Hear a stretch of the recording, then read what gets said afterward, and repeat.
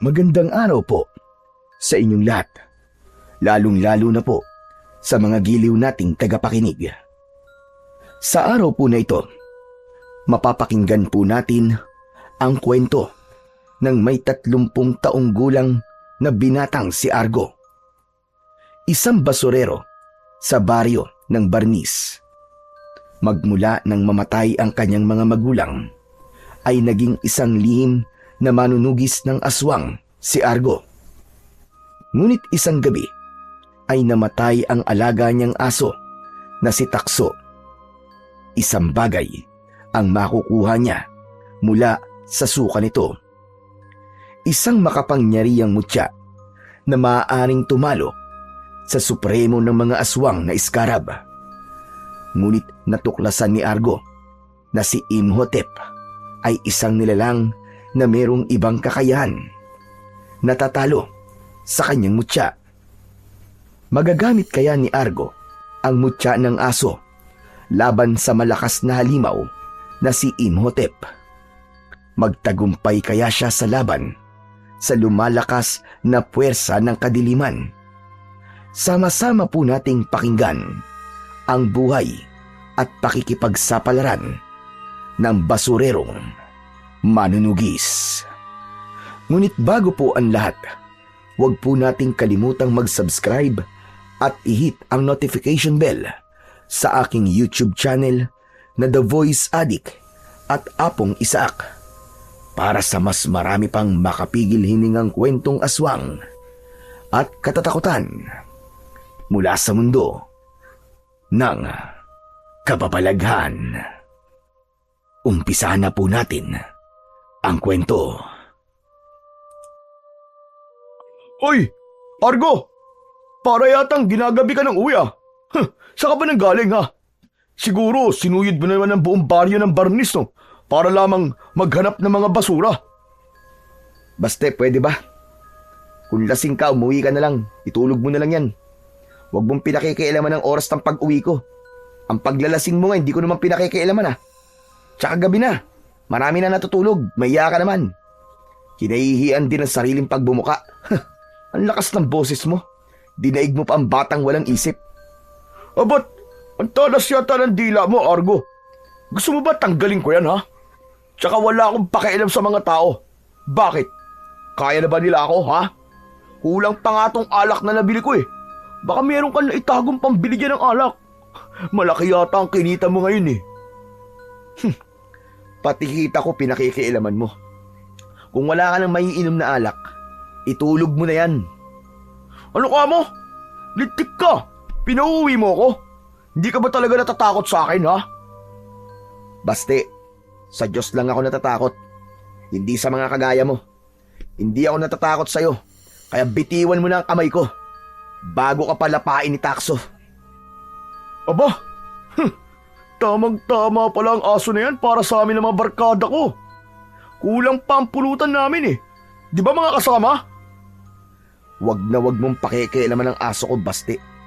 Dahil kung hindi, magkakamatayan tayong dalawa. Aba, yun nga ang hinahanap ko eh. Ibalato mo na sa akin si Takso. Matagal na akong di nakakakain ng karne ng aso eh. Subukan mo lang nagalawin si Takso. Ako mismo ang papatay sa'yo, Baste. Huwag mo akong subukan, hindi ako nagbibiro. Hindi kita mapapatawad kapag pinakialaman mo siya. Isang malakas na pagtahol mula kay Takso ang narinig ng may 30 taong gulang na binatang si Argo. Kaya't napalingon ang 4 na kasama ni Baste sa gawi ng aso. Galit na galit si Takso na para bang nauunawaan nito ang mga sinasabi ni Baste. Ang 4 na kasama ni Baste ay napatayo sa lamesa at lumapit sa kanila. Kaya naman, nahalata ni Argo na hindi nagbibiro ang mga lalaking kaharap. Maigpit niyang hinawakan ang dala niyang sako. May laman yun na basura at sandata na madalas niyang dalhin sa paghahanap ng mga aswang. Subalit iisang aswang pa lang ang napapatay niya ng gabing yun. Kakaiba ang mga aswang na nakikita niya. Kumakain ng katawan ng bangkay dahil sa labis na gutom. Parang wala sa sarili. At ang ipinagtataka niya, para bang merong bagay na gumagalaw sa ilalim ng balat ng mga aswang na napapatay niya. Tila natutuyo ang katawan na para bang wala ng buhay. Walang tigil sa paggalaw ang hayop sa loob ng katawan ng aswang. At kapag nakakakain ng karne ng tao, saka lamang tumitigil din sa paggalaw ng bilog na bagay sa loob ng katawan nito.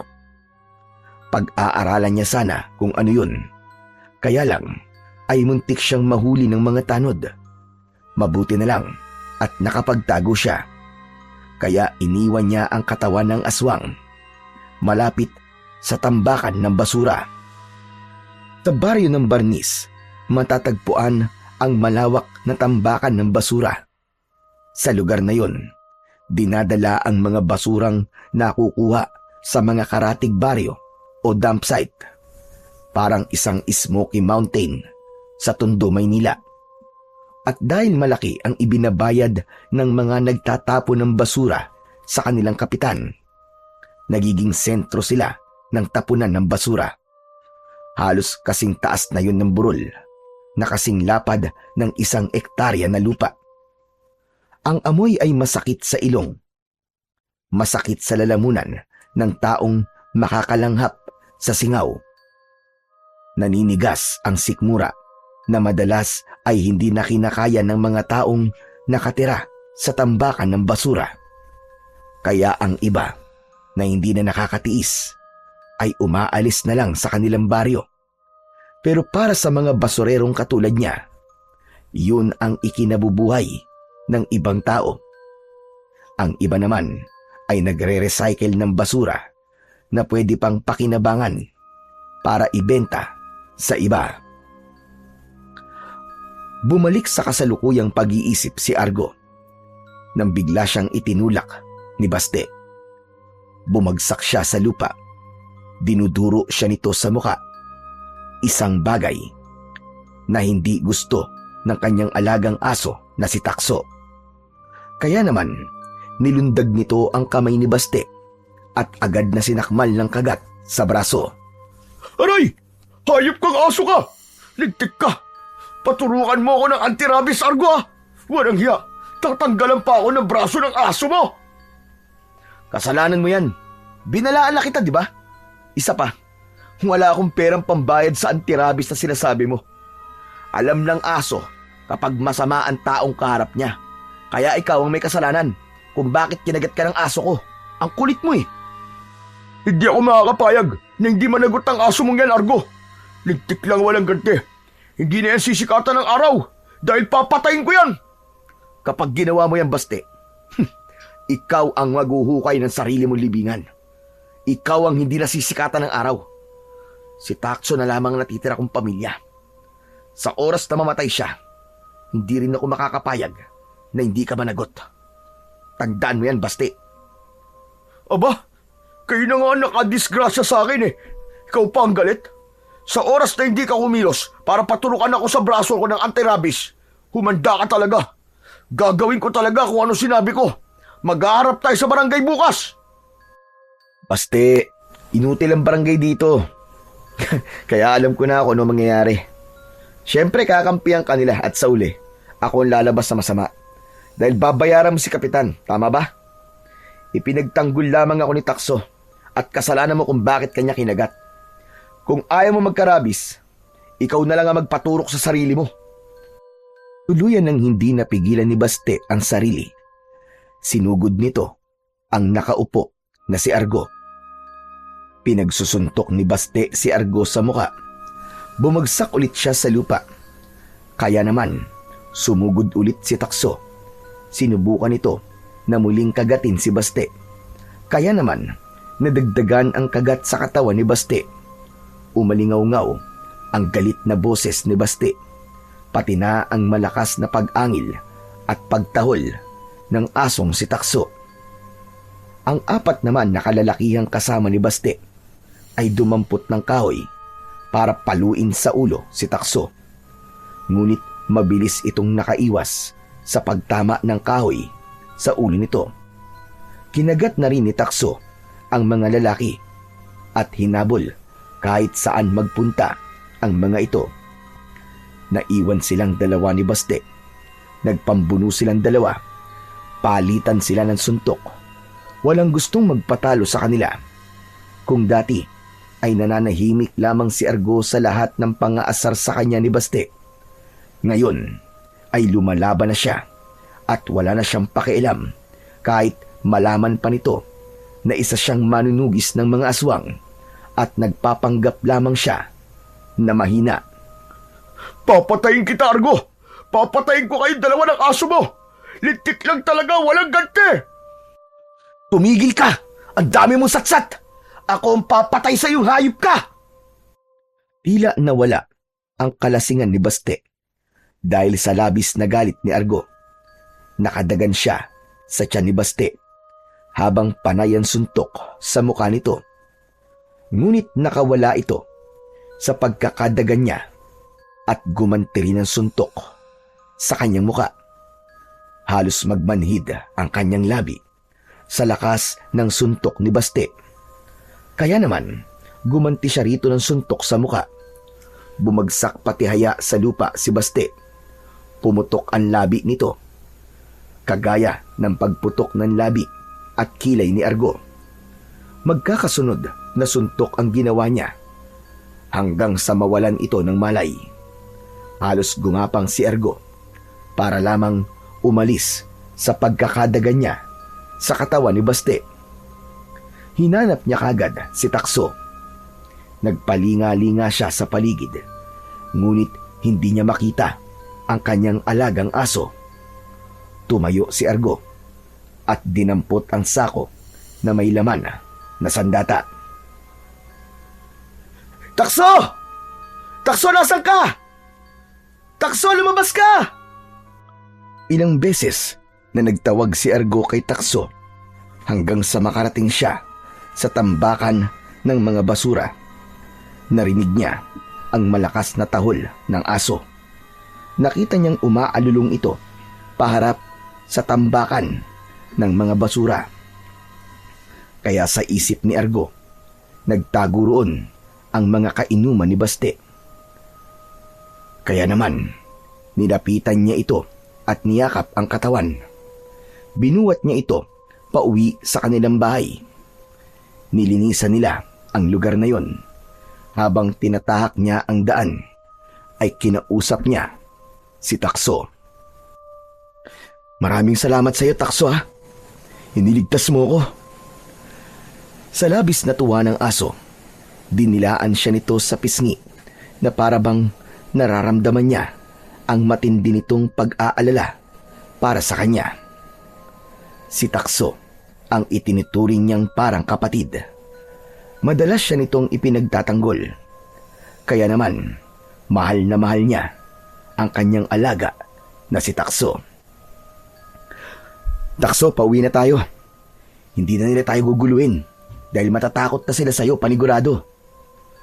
Muling sinulyapan ni Argo ang hulihan nilang daan sa tambakan ng basura. Ngunit panay pa rin ang alulong ni Takso. Nakatingin pa rin ito sa tambakan ng mga basura. Takso, wag ka maingay. Hindi na sila manggugulo sa atin. Wag mo na pati uulitin yun, ha? Kasi delikado yun eh. Baka mamaya mapahama ka. Tumingin sa kanya ang alaga niyang si Takso. Para bang ngayon lamang niya ito nakitang balisa. Ngunit hindi niya yun pinansin. Dahil mas nag-alala siya sa magiging reaksyon ni Lolo Tipol sa nangyari sa kanyang muka. Magmula nang mamatay ang kanyang mga magulang, 20 taon na ang nakakalipas, ay ang matanda na ang kanyang kasama sa bahay. Hindi niya kadugo si Lolo Tipol. Ito lamang ang matandang nakita niyang may sakit sa gilid ng kalsada. Tinulungan niya ito. Nang panahong yun ay wala siyang tirahan. Palaboy at palipat-lipat siya ng matutulugan. Ikinuwento niya sa matanda ang nangyari sa kanyang mga magulang. Kaya naman, tinuruan siya nitong humawak ng mga sandata, makipaglaban sa mga aswang. Naging lihim siyang manunugis, kagaya ng mga namatay niyang mga magulang. Dahil sa nangyari sa mga ito, isinumpa niyang sisingilin niya ang lahat ng mga aswang na pumatay sa kanyang mga magulang. Pagkalipas ng ilang minuto, ay narating niya ang bahay ni Lolo Tipol. Pagtapat niya sa pintuan, ibinaba niya si Takso at diretso itong pumasok sa loob ng bahay. Kaya bago siya magpakita kay Lolo Tipol, isa munang buntong hininga ang pinakawalan niya. Dahan-dahan siyang humakbang papasok sa loob ng bahay. Lolo Tipol, nandito na po ako. Apa, mabuti naman at nakauwi ka na. Parang ginagabi ka yata ng uwi. Kumusta ang naging lakad mo? Nabitin sa ere ang pagsasalita ni Lolo Tipol nang makita nito ang pumutok na labi at kilay ni Argo, habang ang dugo ay dahan-dahang umaagos sa kanyang pisngi. Pinunasan niya ng palad ang dugong umagos sa kanyang muka. Bumakas ang takot sa muka ng may 70 taong gulang na si Lolo Tipol. Nagmamadali itong lumapit sa kanya. Nanginginig ang kamay, naluluwa ang mga mata habang nakatingin sa kilay niya. Apo, ano yan? Ano nangyari sa'yo? Wala po to. Bumangga po ako sa kahoy, Lolo Tipol eh. Hinabol po kami ng mga aswang kanina.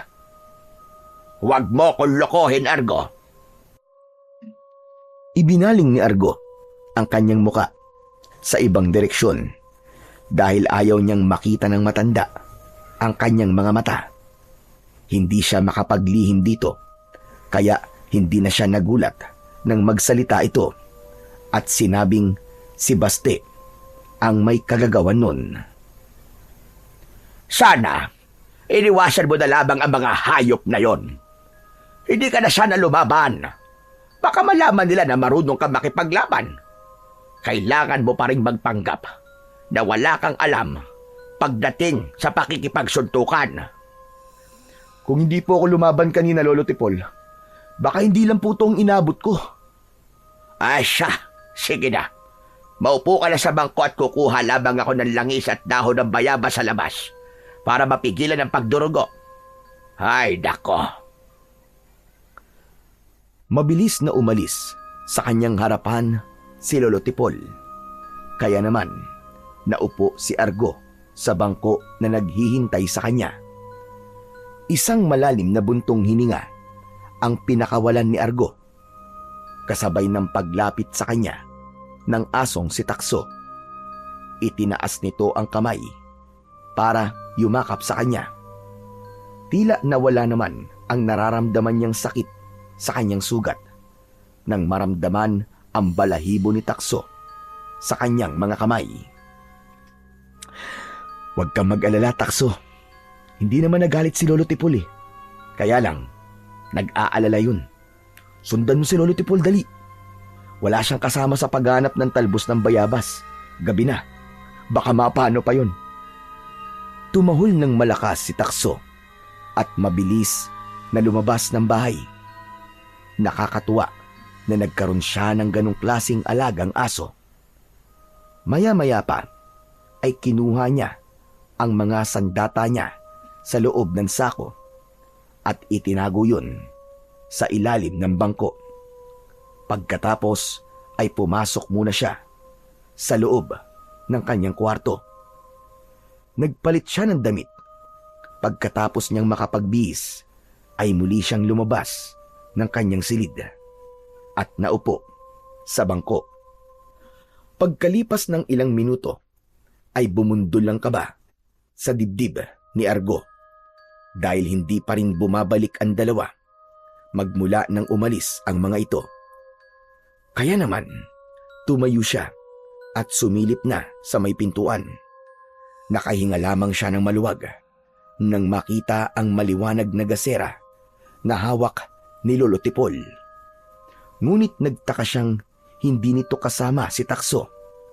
Kaya nang makalapit sa kanya ang matanda, agad siyang nagtanong dito. Lolo Tipol, nasan po si Takso? Sumunod po siya sa inyo kanina. Akala ko ba kayo magkasama? Aba, hindi ko siya nakita. Pinahabol ko po siya sa inyo para po may kasama kayo. Pero hindi kami nagkita. Isa pa, dyan lang naman ako sa labas ng bakuran natin naghanap ng dahon ng bayabas. Diyos ko, nasaan ang aso ko? Teka, Lolo Tipol, hahanapin ko muna si Takso.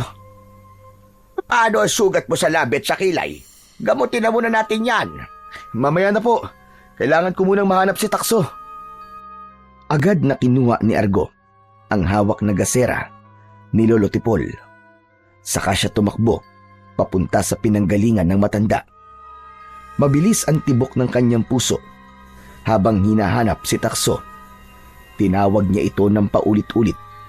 Ngunit wala siyang narinig na tahol o yabag ng aso. Sa halip, katahimikan lamang ang naririnig niya sa paligid. Bitbit ang isang lamparang bigas. Tinahak ni Argo ang madilim na bahagi ng likod ng bahay na papunta sa kakahuyan. Kumakabog ang kanyang dibdib. Bawat takbang ay sinasabayan ng huni ng kuliglig at kaluskos ng mga dahon. Takso! Takso, nasan ka? Takso! Sigaw ni Argo.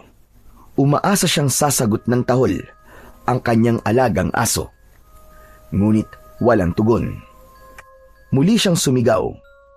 Hinanap niya si Takso sa lahat ng sulok ng kakahuyan, pati na sa lugar na madalas niyang makitang naglalaro ang aso. Ngunit wala, kahit kaluskos. Habang lumalalim ang kanyang paghahanap, dama ni Argo ang malamig na ihip ng hangin na tila may dalang panganib. Napahinto siya sa pagtakbo nang makita ang mga bakas ng paa ng aso sa putikan, papasok sa mas madilim na bahagi ng gubat. Mas lalo siyang kinabahan, ngunit hindi siya umatras. Sa kabila ng takot, itinuloy ni Argo ang pagtawag at paghahanap. Takso! Takso, nasan ka? Sa kanyang puso, nag-uumapaw ang pag-aalala.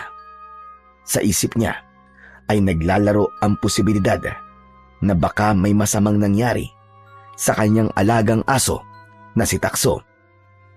Habang tinatahak niya ang daan at sinusundan ang bakas ng paa ni Takso, sa isip niya ay pabalik yun sa tambakan ng basurahan.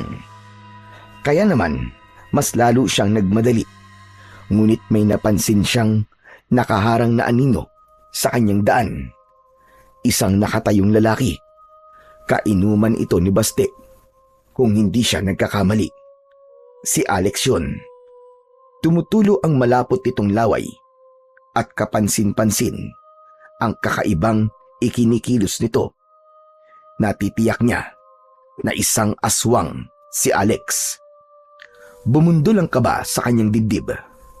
Wala siyang anumang hawak na sandatang panlaban sa mga aswang para ipagtanggol ang kanyang buhay. Napaatras siya ng hakbang habang hindi inaalis ang kanyang paningin sa nilalang. Nagtataka si Argo kung paanong naging aswang ang matabang lalaki na kainuman ni Baste. Kitang-kita niya sa ilalim ng balat nito ang mga bagay na nakikita niyang gumagapang sa mga aswang na napapatay niya. Tila nararamdaman niya ang paghihirap ng kalooban ni Alex. Pinunit nito ang damit at walang tigil sa pagsigaw. Ano nangyayari sa kanya? Bakit bigla siyang nagsisisigaw? Sa hindi kalayuan, ay napahandusay sa lupa si Alex. Dala ng kanyang kuryosidad, nilapitan niya ito. Kanina lamang ay nagtangka itong salakayin siya. Ngunit ngayon ay nakahiga ito sa lupa at hindi maintindihan ang gagawin. Humihingal pa si Argo sa kaba, ngunit biglang may kakaibang ingay na bumalot sa paligid. Tila kuliglig na nagsasanib, ngunit mas matinis at nakakatindig balahibo. Mula sa basag na lupa ay unti-unting umusbong ang bagay na nasa daan. Pinagmasdan niyang mabuti ang tila kumukulong lupa kahit hindi naman yun basa. Nanlaki ang mga mata ni Argo nang makita ang mga nagsilabasan na itim na ipis mula roon. Kasinlaki ng mga salagubang ang insektong lumabas doon. Kumikislap ang mga pakpak sa ilalim ng liwanag ng buwan. Daang-daang mga ipis ang lumabas mula sa umumbok na lupa, gumagapang parang alon na unti-unting lumapit sa nakahigang aswang. Kaya naman, nasundan niya ng tingin ang mga ipis at laking gulat niya nang malaman na ang mga bagay na nakikita niya sa katawan ng aswang ay ipis pala. Unti-unting kumakain sa laman ng aswang. Napaatras si Argo habang pinagmamasdan ang nakapangingilabot na eksena. Una, umakyat ang mga ipis sa mga binti ng aswang, kumakagat at sumisingit sa pagitan ng balat at laman. Sunod ay nakita niyang gumagapang ang mga ito sa ilalim ng balat. Nag-uunahang gumulong sa loob. Nag-iiwan ng mga bukol na gumagalaw sa katawan ng aswang. Wala na siyang marinig na pag-angil sa bibig nito. Kitang-kita niyang pilit pang gumagalaw ang nilalang. Nagpupumiglas, ngunit wala itong magawa. Nang tuluyan ng lapain ng mga ipis ang laman nito mula sa loob. Sa isang saglit lamang, ang dating nakakatakot na halimaw ay naging bangkay na unti-unting tinutunaw ng mga gutom na ipis. Naiwan si Argo, nanginginig at pinipigilan ang pagsusuka. Hindi niya alam kung bakit dumating ang mga ipis na yon, ngunit malinaw sa kanya ang isang bagay. Hindi lamang tao ang kaaway ng mga aswang. Meron ding mas mabangis na nilalang na handang lumamon sa kanila. Muling sumulyap si Argo sa kinaroroonan ng aswang. Nakita niyang iniwan na ng mga ipis ang katawan nito. Bumalik ang mga yon sa lugar kung saan lumabas ang mga ito. Brutal na namatay ang aswang habang nakabuka ang bibig. Natuyo ang balat at tila kahoy na tumigas ang katawan. Natatandaan niya na ganun din ang itsura ng mga aswang na napapatay niya. Diyos ko! Ano to? Paano nangyari to? Bulong ni Argo. Nanlilisik ang mga mata dahil sa takot. Hindi siya makagalaw. Bigla niyang naalala ang kanyang alagang si Takso. Hindi na niya nilapitan ang katawan ng aswang. Sa halip, diretso siyang tumakbo papunta sa tambakan ng basura. Ilang dipa ang layo niya sa lugar na yon. Nakita niya ang kanyang alagang aso. Nakahiga sa lupa. Hindi gumagalaw, ngunit mahina ang paghinga. Tila nag-aagaw buhay na ito. Halos hindi lumapat ang kanyang mga paa sa lupa para lamang malapitan kagad si Takso. Pumatak ang masaganang luha sa kanyang mga mata, lalo na nang makita niyang hindi man lang ito umangat ng ulo. Takso! Takso, ano nangyari sa'yo? Sino may gawa sa'yo nito, Takso? Mahinang umungol ang aso. Bakas sa huni nito ang sakit na nararamdaman sa katawan. Maya-maya pa ay bigla itong nagsuka ng malapot na laway. Hindi niya mahawakan si Takso. Pakiramdam niya, iiwan na siya ng kanyang alagang aso. Muli itong nagsuka ng kulay pulang likido. Kasunod ng pagtahol nito na tila tumatagos sa kanyang puso. Para bang kutsilyo na unti-unting bumabaon sa kanyang dibdib. Hindi. Hindi pwede, Takso. Takso, nakikiusap ako. Huwag mo akong iiwan. Takso! Isang malakas na paghinga ang narinig ni Argo. Nanatiling nakapikit si Takso. Kasabay ng pagsuka nito, ang paglabas ng kakaibang hugis bilog na bato. Kulay pula na kumikislap sa liwanag ng buwan. Hindi niya pinansin ang bagay na yon. Sa halip ay binuhat niya ang ulo ng kanyang alagang aso. Sa huling pagkakataon, hinugot nito ang huling hininga bago tuluyang na maalam. Nanginginig ang mga kamay ni Argo nang haplusin niya ang maraming sugat nito sa katawan. Parang kagat yun ng isang aswang. Mahigpit niya itong niyakap at paulit-ulit na hinalikan sa noo. Sana hindi totoo to. Sana panaginip lang to, Takso. Takso naman, gumising ka. Takso! Bakit? Sino may gawa nito sa'yo? Takso! Umalingaw-ngaw ang boses ni Argo.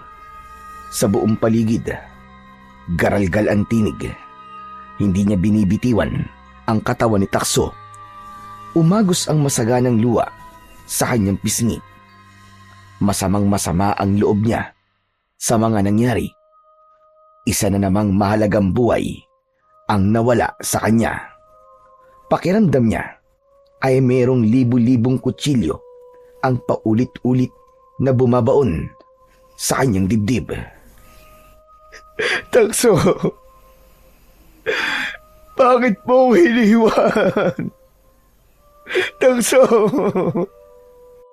Pagkatapos na medyo kumalma, dahan-dahan na inilapag ni Argo ang wala ng buhay na katawan ng aso.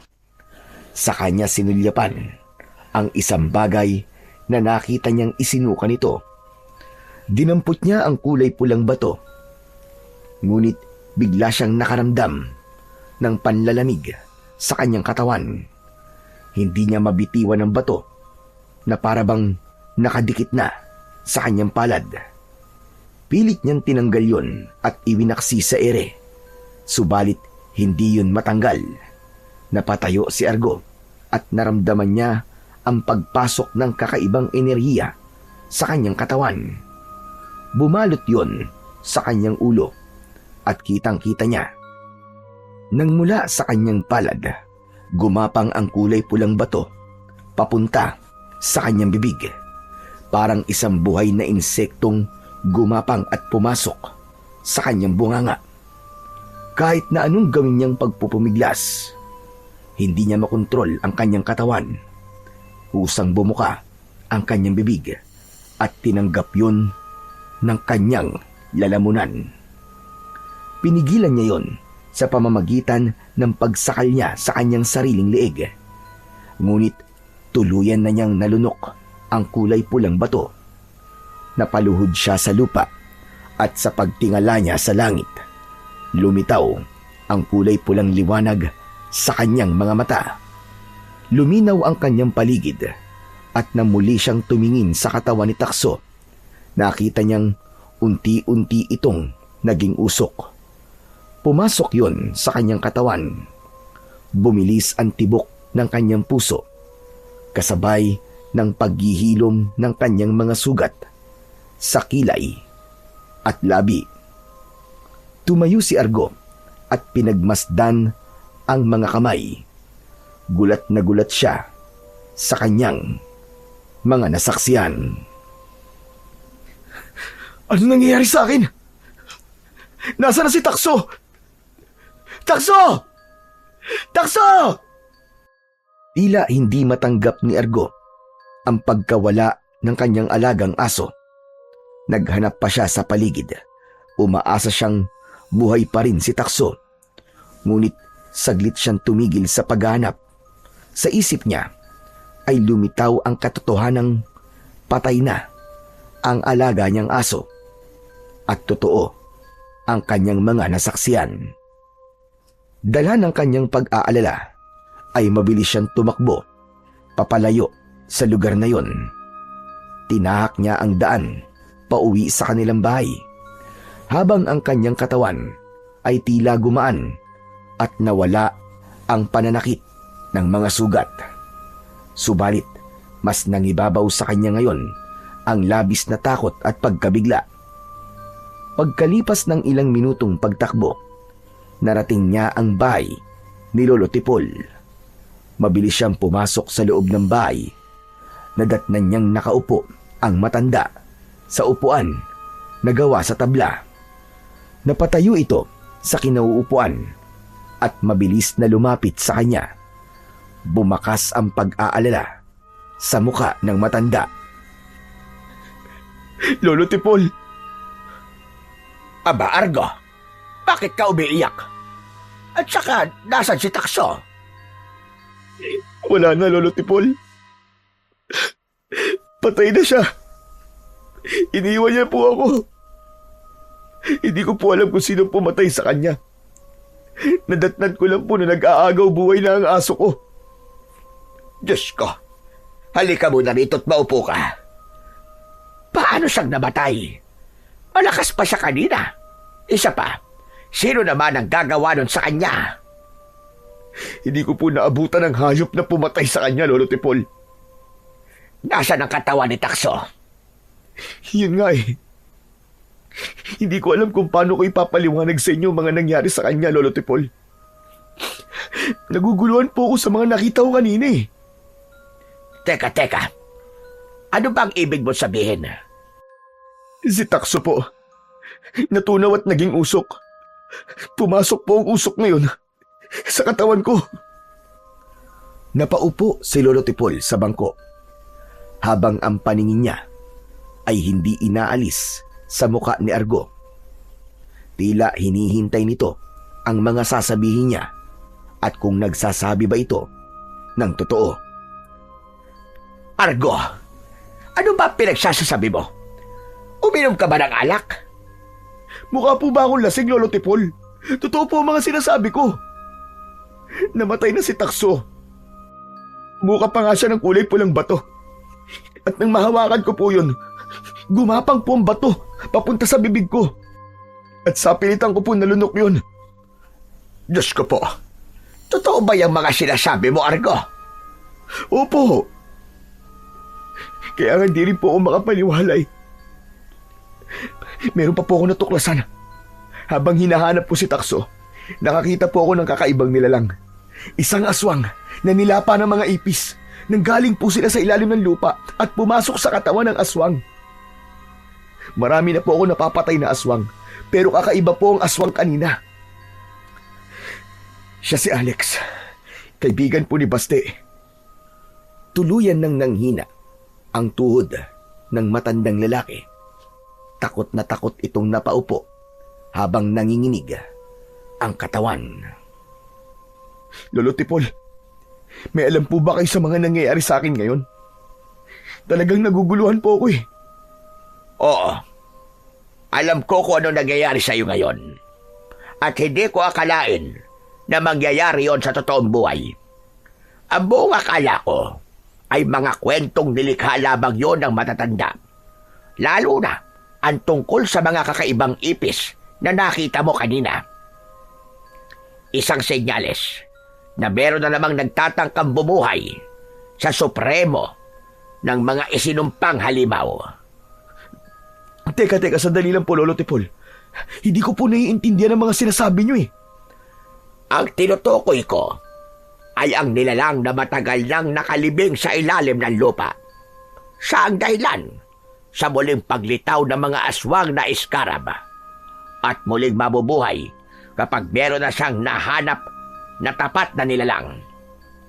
Isang alagad na mag-aalaga at bubuhay sa kanyang katawan. Aalayan ng dugo at laman ng tao. Diyos ko, bakit nangyayari po ang mga bagay na yun? Dahil sa paghihigante, hinatulan siya ng kamatayan sa pamamagitan ng paglilibing sa kanya ng buhay, kasama ng mga ipis. Ang hindi alam ng lahat, may sumpa ang kanyang katawan na muling mabubuhay sa oras na makainom ng dugo ng tao. Hindi ko makakalimutan ang kwentong yon. 10 taong gulang pa lang ako nang marinig ko sa lolo ko ang tungkol sa supremo ng mga aswang. Siya ay walang iba, kundi si Imhotep. Isa siyang immortal na nilalang at walang kamatayang halimaw. Tanging ang mutya lamang ng aso ang makakatalo sa kanya.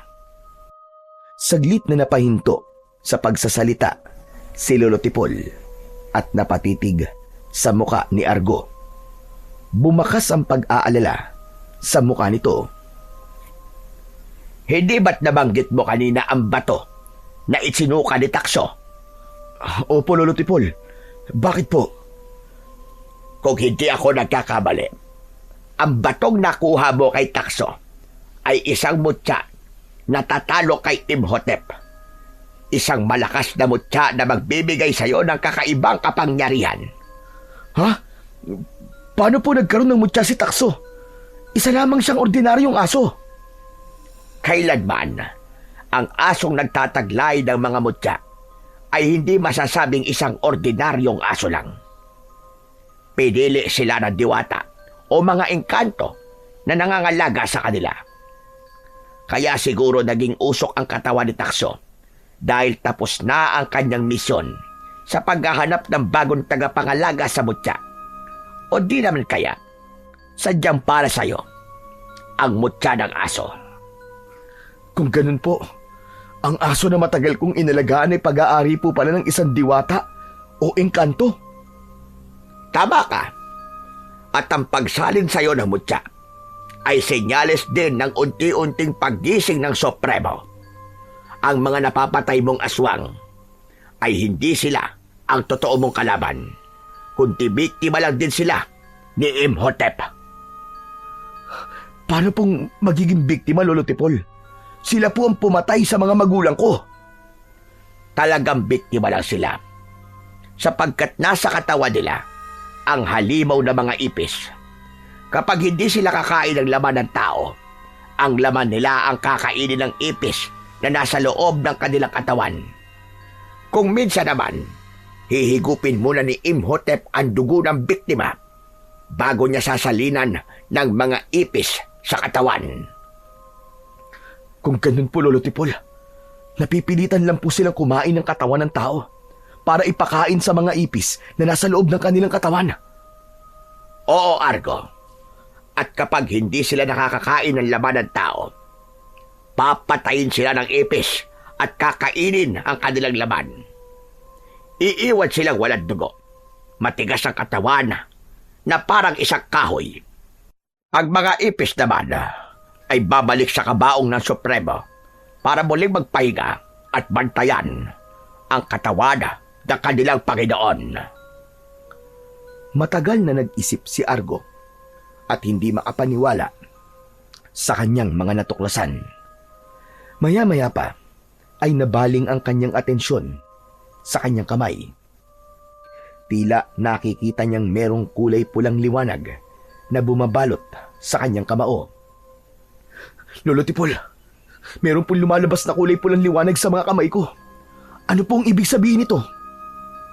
Ikaw lamang ang nakakakita sa liwanag sa kamay mo, Argo.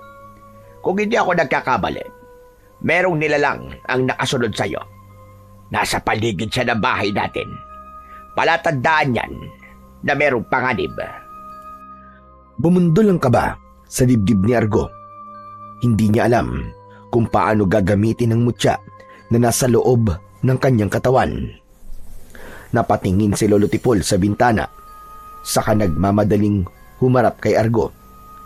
Bakas ang takot at pag-aalala sa mukha nito. Kaya naman, sumilip na rin si Argo sa labas ng kanilang bahay. Sa liwanag ng buwan, nakita niya ang mga anino sa labas ng kanilang bakuran. 1, 2, at higit pa. Nang lumiwanag ang ulap, tumambad ang nakakapangilabot na anyo ng mga aswang na iskarab. Nakangisi, may mahahabang kuko, at nagngangalit ang mga mata. Nakatayo silang nakahanay, parang mga gutom na mababangis na hayop na sabik sumugod sa kanilang kinaroroonan, habang ang mga katawan ay walang tigil sa paggalaw. Parang nararamdaman ng sakit mula sa gumagapang na ipis sa loob ng katawan ng mga ito. Hindi siya maaaring magkamali. Ang tatlong nilalang na nasa unahan ng mga aswang ay ang kaibigan ni Baste. Ang mga yon ang hinabol ni Takso. Malakas na napasigaw si Lolo Tipol nang magsimulang sumugod sa kanilang bahay ang mga aswang na skarab. Nababali ang katawan ng mga ito, tila namimilipit dahil sa labis na sakit.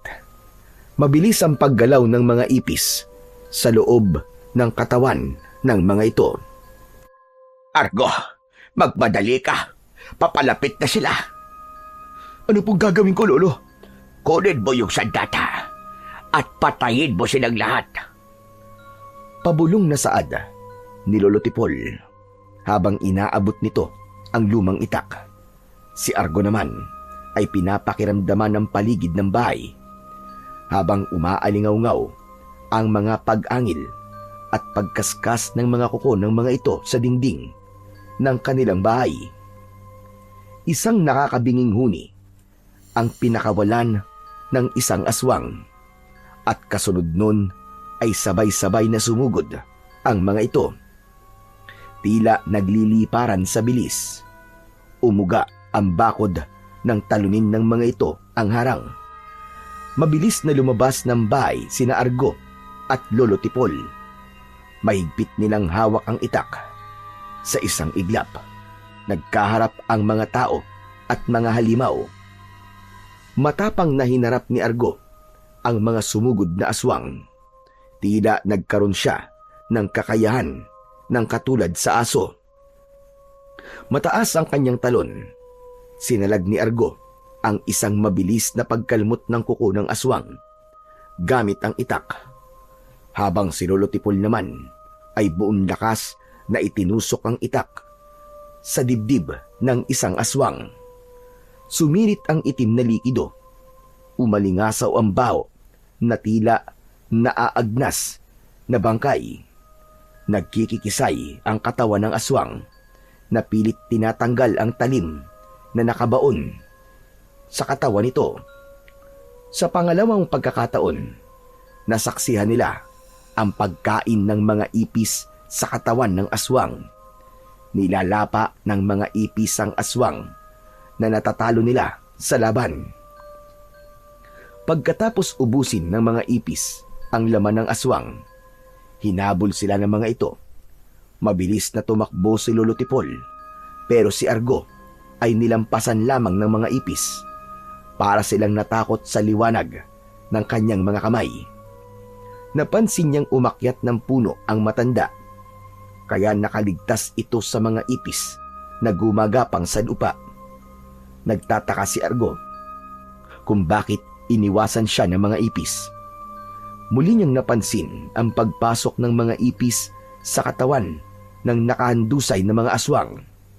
Narinig niya ang malakas na sigaw ni Lolo Tipol. Argo, takot sila sa mutya, kaya magagawa mo silang labanan gamit ang iyong kapangyarihan. Paano po, Lolo Tipol? Kumilos ka lang nang naaayon sa kakayahan mo. Sige na, bilisan mo. Labanan mo silang lahat. Patayin mo sila. Muling pinagsama ni Argo ang kanyang lakas at naipon yun sa kanyang kamao.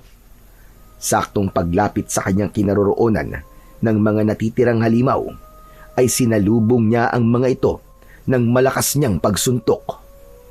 Tumama ang kanyang kamao sa muka ng unang aswang na sumugod sa kanya. Tila may malaapoy na kamao ang tumama sa katawan nito. Nasunog ito at sumama sa hangin ang abo ng aswang. Kasama rin ng mga ipis na nasa loob ng katawan nito. Ganon din ang ginawa niya sa isa pang aswang na sumugod sa kanya. Tinupok ng apoy ang katawan nito. Nakita ng ibang mga aswang na natitira ang ginawa ni Argo sa kasamahan ng mga ito, kaya hindi na sumugod ang mga aswang na iskarab. Kaya lang sila naman ang nilapa ng daan-daang mga ipis mula sa loob ng kanilang katawan. Ang isang aswang na nasa kanyang harapan ay dinukot ang sarili nitong laman. Nakuha nito ang ipis, ngunit lumipad yun at pumasok sa mata ng aswang. Bumagsak ito sa lupa habang nagkikikisay ang katawan. Naging agresibo ang mga ipis sa paggalaw sa loob ng balat nito at tuluyang naubos ang dugo at laman ng dahil sa mga ipis. Halos mapunit ang bibig ng aswang sa malakas nitong pagsigaw. Argo, apo! Sa likod mo! Merong aswang! Pagharap ni Argo sa kanyang likuran, ay tumama sa kanyang muka ang kamao ng aswang na iskarab. Bumagsak siya ng pasadsad sa lupa. Napatitig siya sa muka ng nilalang na humahakbang papalapit sa kanyang pinagbagsakan. Dahan-dahan din na bumangon si Argo at gumanti ng suntok dito. Ngunit hindi natinag ang aswang. Gumanti ito ng kalmot sa kanyang dibdib.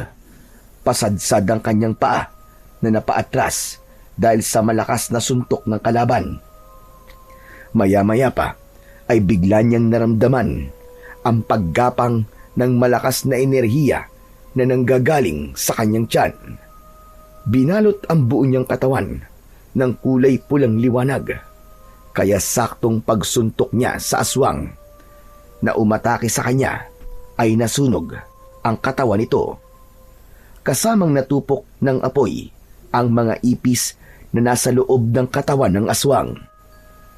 Paglingon niya sa paligid ay wala na siyang nakitang aswang na iskarab. Lumapit si Argo sa punong inakyat ni Lolo Tipol at inilalayan niyang bumaba ang matanda. Diyos ko, maraming salamat. Ligtas na tayo ngayon.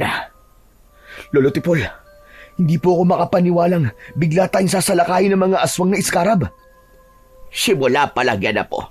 Simula pa lang yan. Maaaring alam na nilang na ilipat na sa tao ang mutya ng aso. Nag-aalala silang magamit mo yon laban sa kanilang supremo.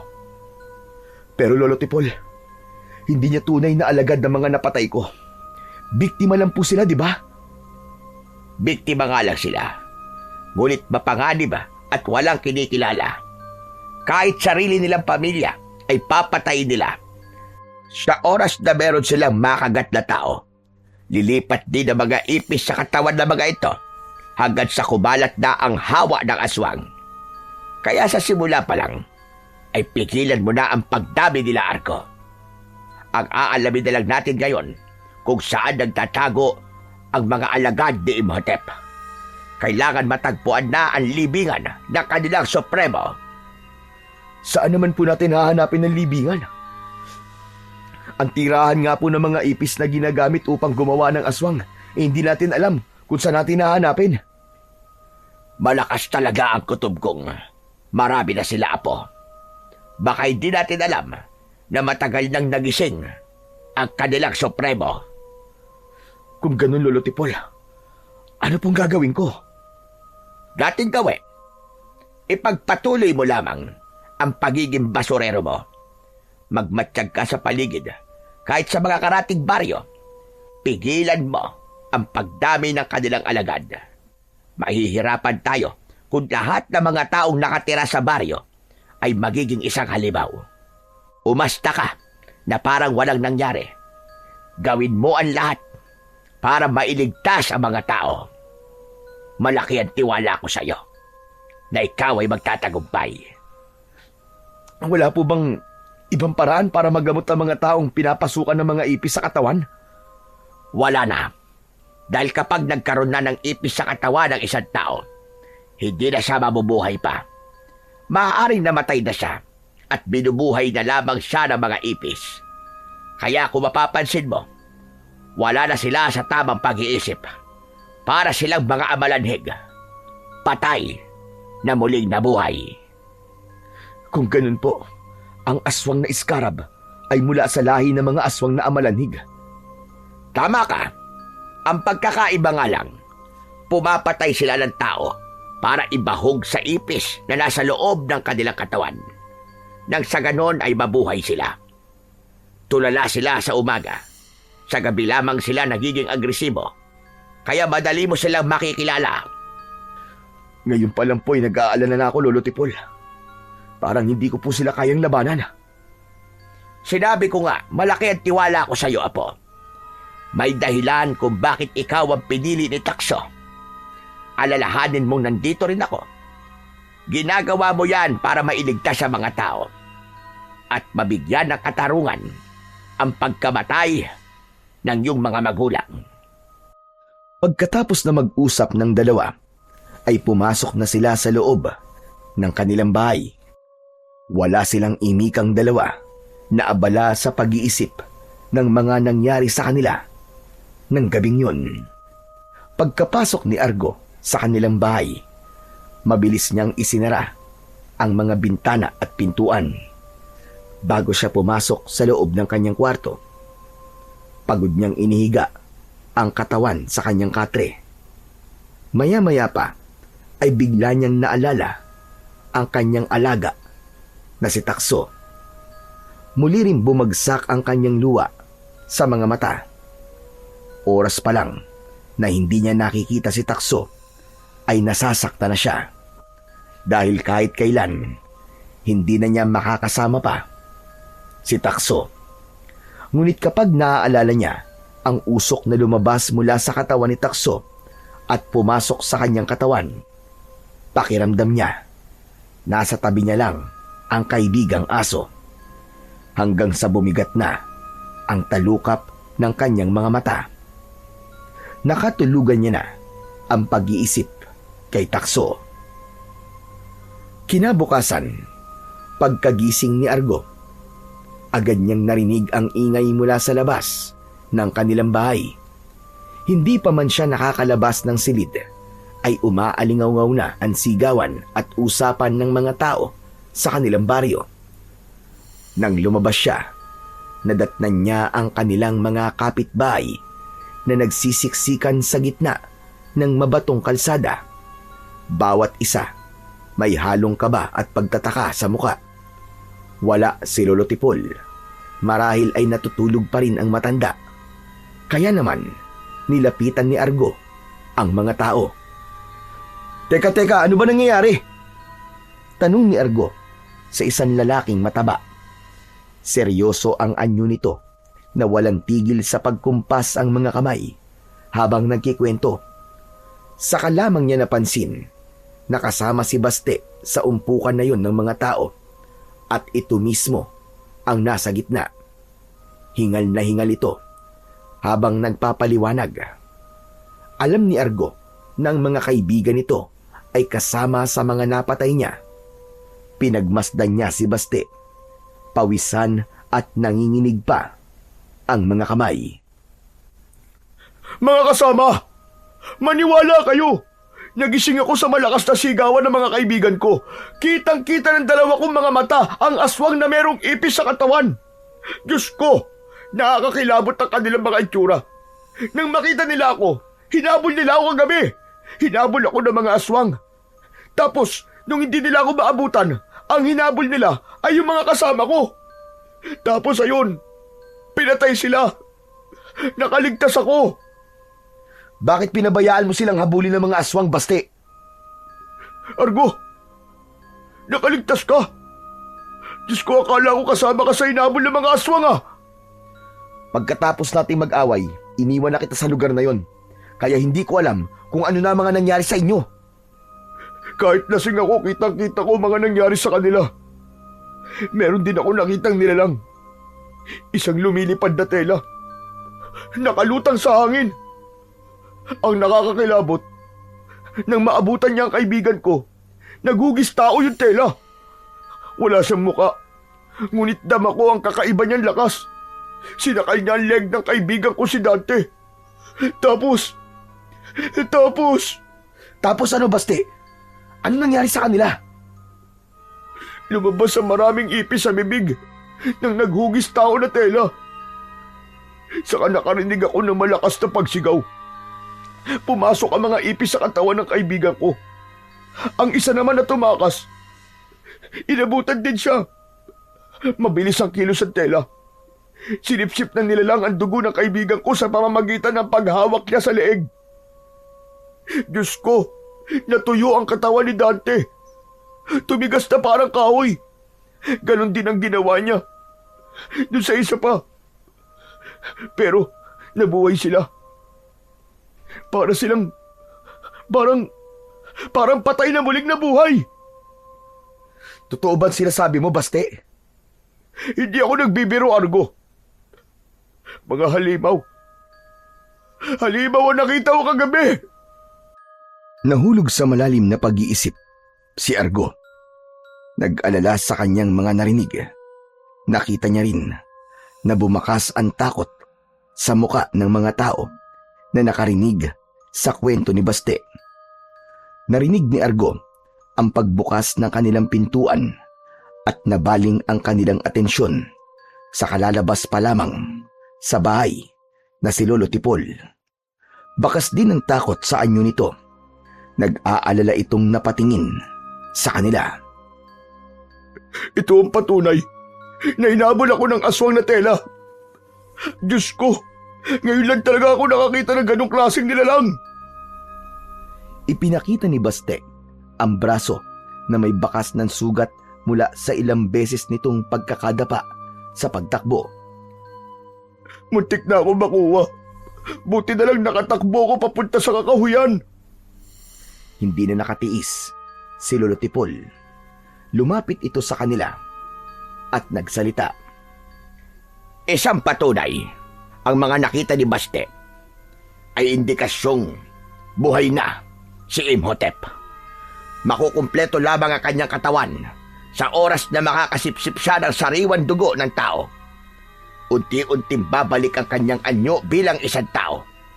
Sa bawat buhay na kukunin niya, ay unti-unti rin siyang mabubuo. Mas mabagsik at malupit na supremo ng mga aswang. Kaya kailangan natin magtulungan, mga kasama. Hanapin ninyo ang kanyang libingan. Tila alam din ng mga tao ang tungkol kay Imhotep. Kaya naman, natakot ang mga ito. Isa-isang umalis at pumasok sa loob ng kani-kanilang mga bahay. Naiwan naman si Baste na nawala ang pagiging maangas, habang si Argo ay nagtitimpi ng galit sa isang tabi. Sa isip niya, maaaring si Baste ang pumatay sa kanyang alagang si Takso. Nakita ng matanda ang pagkuyom ng kamao ni Argo. Kaya naman, pinigilan siya nito sa pamamagitan ng paghawak nito sa kanyang braso. Saka kinausap si Baste. Kailangan na natin kumilos habang maaga pa. At pagsapit naman ng 6:00 ng gabi, kailangan ng lahat ng mga tao ay nasa loob na ng bahay. Tanging ang mga magrorondang tanod lang ang makikitang gumagala sa labas. Pero, imposible po ang gusto niyo mangyari, Lolo Tipol. Ano ang laban ng mga tanod sa ganong klaseng nilalang? Hindi nga po natin alam kung saan sila nanggaling. Kahit ang sandata na pwedeng ipagtapat sa kanila, ay hindi rin natin alam. Kaya nga kailangan natin mag-ingat sa pamamagitan ng maagang pagpasok sa loob ng bahay. Lalo ka na, gabi na, pero nasa labas ka pa ng bahay. Huwag mo nga akong pinagsasabihan ng ganyan, Argo. Pareho lamang tayo nasa labas kagabi. Maswerte ka lang dahil nakauwi ka. Kaya lang, hindi mo ba alam na ang pumatay sa aso mo ay ang nilalang na nakita ko kagabi? Ano? Anong ibig mo sabihin? Pambihira ka talaga, oo. Siguro iniisip mo na ako pumatay sa kanya, no? Nakita ko. Kitang-kita ko kung paanong pinatay si Takso ng nilalang na may katawan na tela. At si Takso rin ang dahilan kung bakit ako nakaligtas. Hindi. Hindi totoo ang sinasabi mo. Sinasabi mo lang yan para hindi ka pagbintangan sa pagpatay mo sa aso ko. Bakit ko naman papatayin si Takso? Bugbog sarado ako sa'yo kagabi, di ba? Tsaka lasing ako at nawalan talaga ako ng malay. Nagtataka nga ako sa'yo eh. Bakit mo naman iniwan si Takso? Tumigil ka sa mga sinasabi mo. Bakit ako titigil? Kung umasta ka nga parang hindi ka namatayan ng mahalagang aso sa buhay mo. Grabe ang nakita kong galit sa mga mata mo kagabi. Nang sinabi ko sa'yong pupulutanin namin ng mga kaibigan ko si Takso. Pagkatapos ngayon, umaasta ka na parang walang nangyari. Ano yun? Umamin ka. Nakita mo rin ang aswang na yung kagabi, di ba? Sabihin mo! Wala akong nakita. Kaya wag ka rin umasta na parang alam mo kung ano nararamdaman ko. Pagbabayarin kong pumatay sa aso ko. Kapag nalaman ko na may kinalaman ka sa pagkamatay ni Takso, papatayin din kita. Wala akong ginawang masama kay Takso. Sa halip, sa pinagkakautangan ko ng buhay.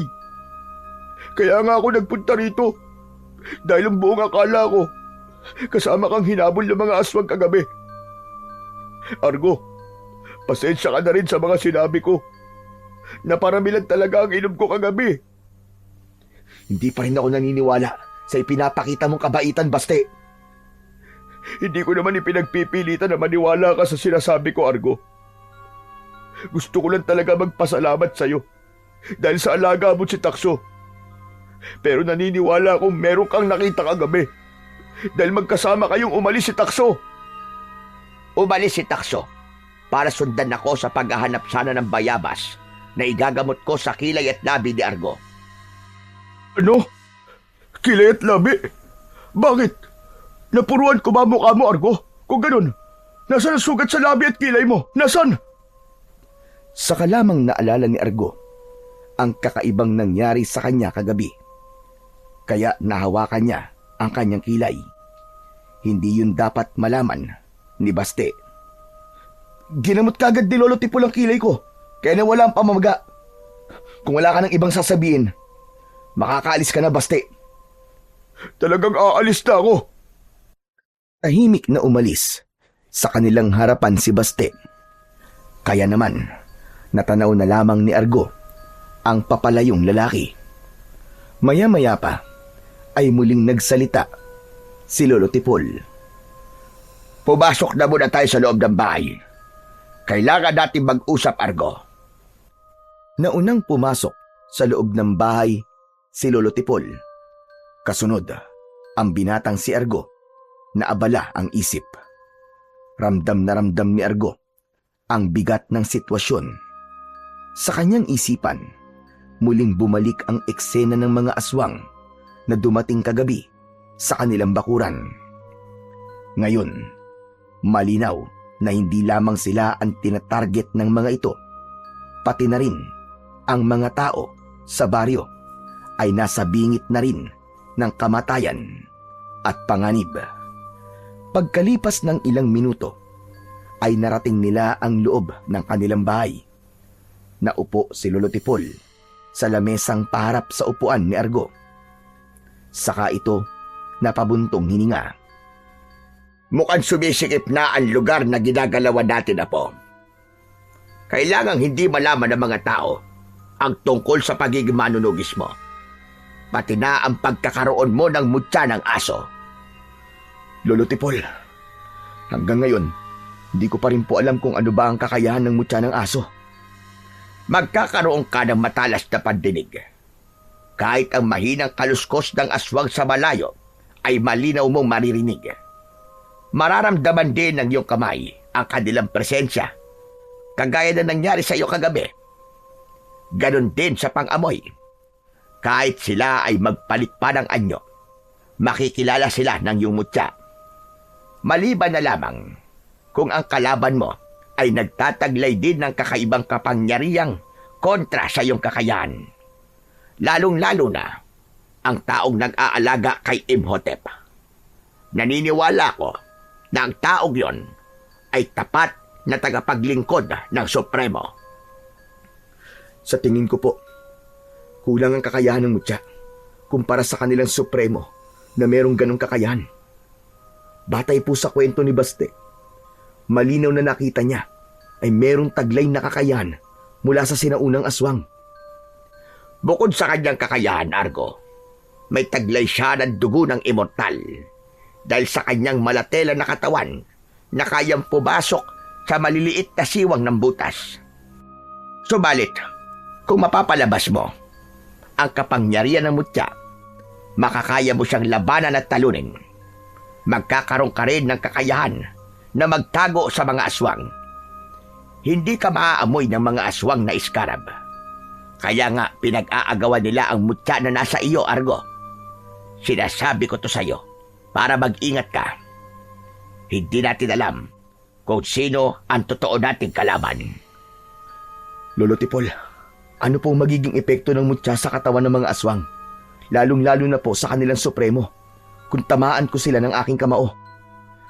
Kung tatama ang iyong kamao o sandata sa mga aswang na iskarab, masusunog sila at mamamatay.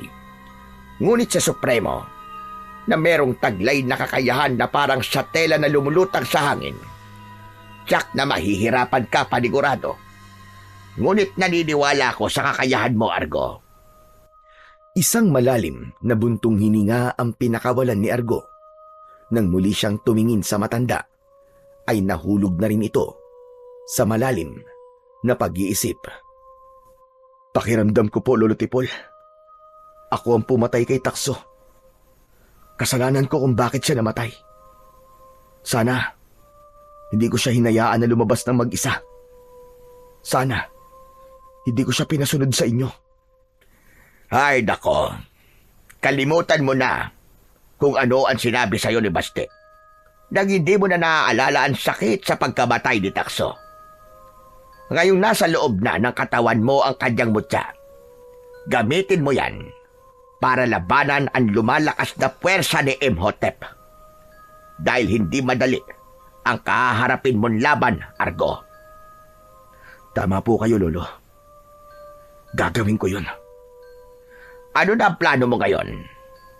Dati pong gawi. Aalis po ako ngayon at magpapanggap ulit na basurero. Palihim ako magmamatsyag sa paligid ng baryo. Hanggang sa gabi. Mag-iingat ka, Apo. Mag-iingat din po kayo, Lolo Tipol. Wala kayong kasama habang wala ako. Paano po kung maulit ang mga nangyari kagabi? Huwag ka mag-alala. Kaya kong ipagtanggol ang sarili ko. Sana matapos na to. Malakas po ang kutob ko na ang mga nawawalang tao sa baryo natin ay si Imhotep po ang may kagagawan. Ang kailangan mo lang ay mahanap ang bumuhay kay Imhotep. Kapag nahanap mo siya, matatagpuan mo rin kung nasaan ang libingan niya. At sa ganung paraan, malalaman natin kung paano natin siya matatalo gamit ang mutya na nasa katawan mo. Sige po, Lolo Tipol. Kailangan ko na po maghanda ng mga gamit ko. Sikapin mong ligtas kang makakauwi, Apo. Opo, walang mangyayaring masama sa akin, Lolo Tipol. Pinapangako ko yan. Tumayo si Argo at naglakad papasok sa kanyang kwarto para magpalit ng damit. Inihanda niya rin ang kanyang mga gamit na ilalagay sa kanyang lumang sako. Pagkalipas ng ilang minutong paghahanda, ay nagpaalam na siya sa matanda. Bitbit lamang ang kanyang lumang sako. Naglakad siya papalayo sa kanilang bahay.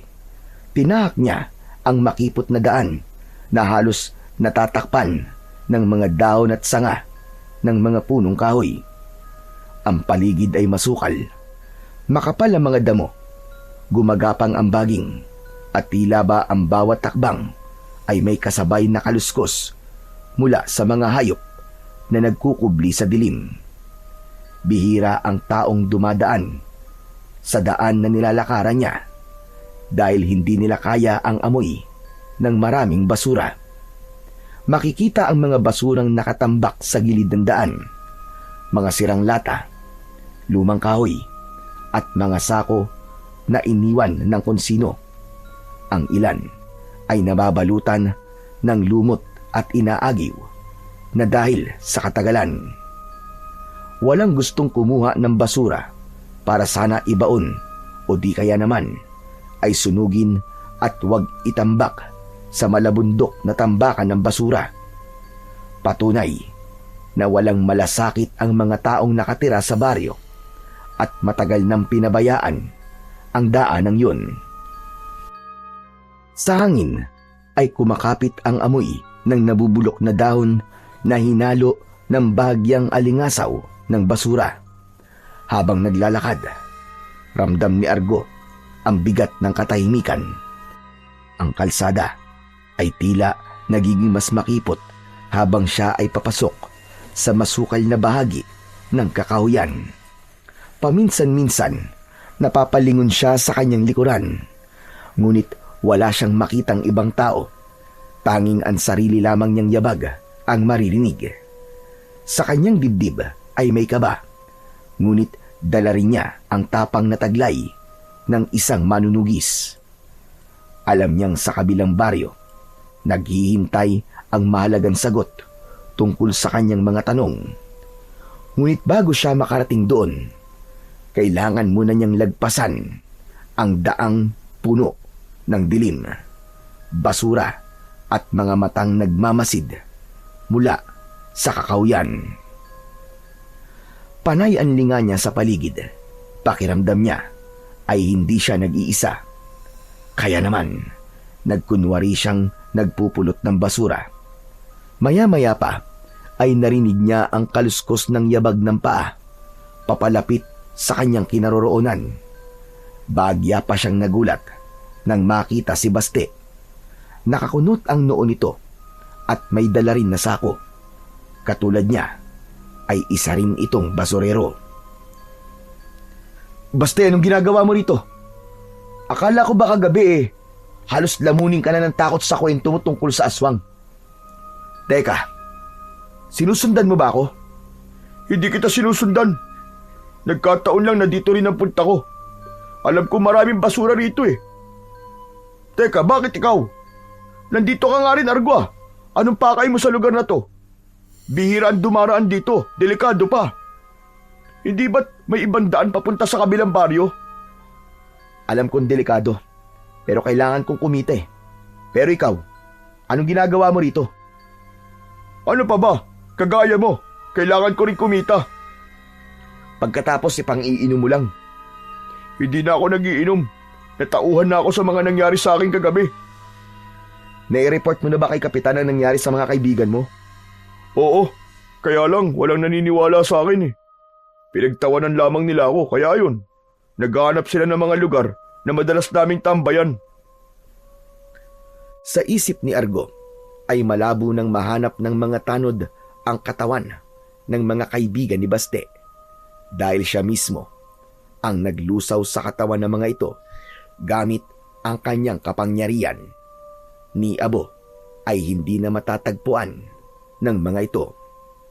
Dahil kasama niya si Baste, kinailangan niyang ibaling ang atensyon sa paghahanap ng mga basura na pwede nilang ibenta. Pagkalipas ng ilang oras, ay halos mapuno na ang sako nilang dalawa ni Baste. Ngunit natigilan silang dalawa nang makita ang isang katawan ng tao sa ilalim ng basurahan. Maging si Baste ay natakot sa itsura ng bangkay. Diyos ko, tila marami na siyang napapatay na biktima, Baste. Kung ganun, sa basurahan nila itinatambak ang mga katawan ng kanilang nagiging biktima para maitago sa mga tao. Hindi nga naman mahahanap kagad ang katawan nila dahil natatakluban ng baho ng mga basura. Kailangan malaman to ni Kapitan kung sino ang lalaking yan. Tsak na hinahanap na siya ng kanyang pamilya.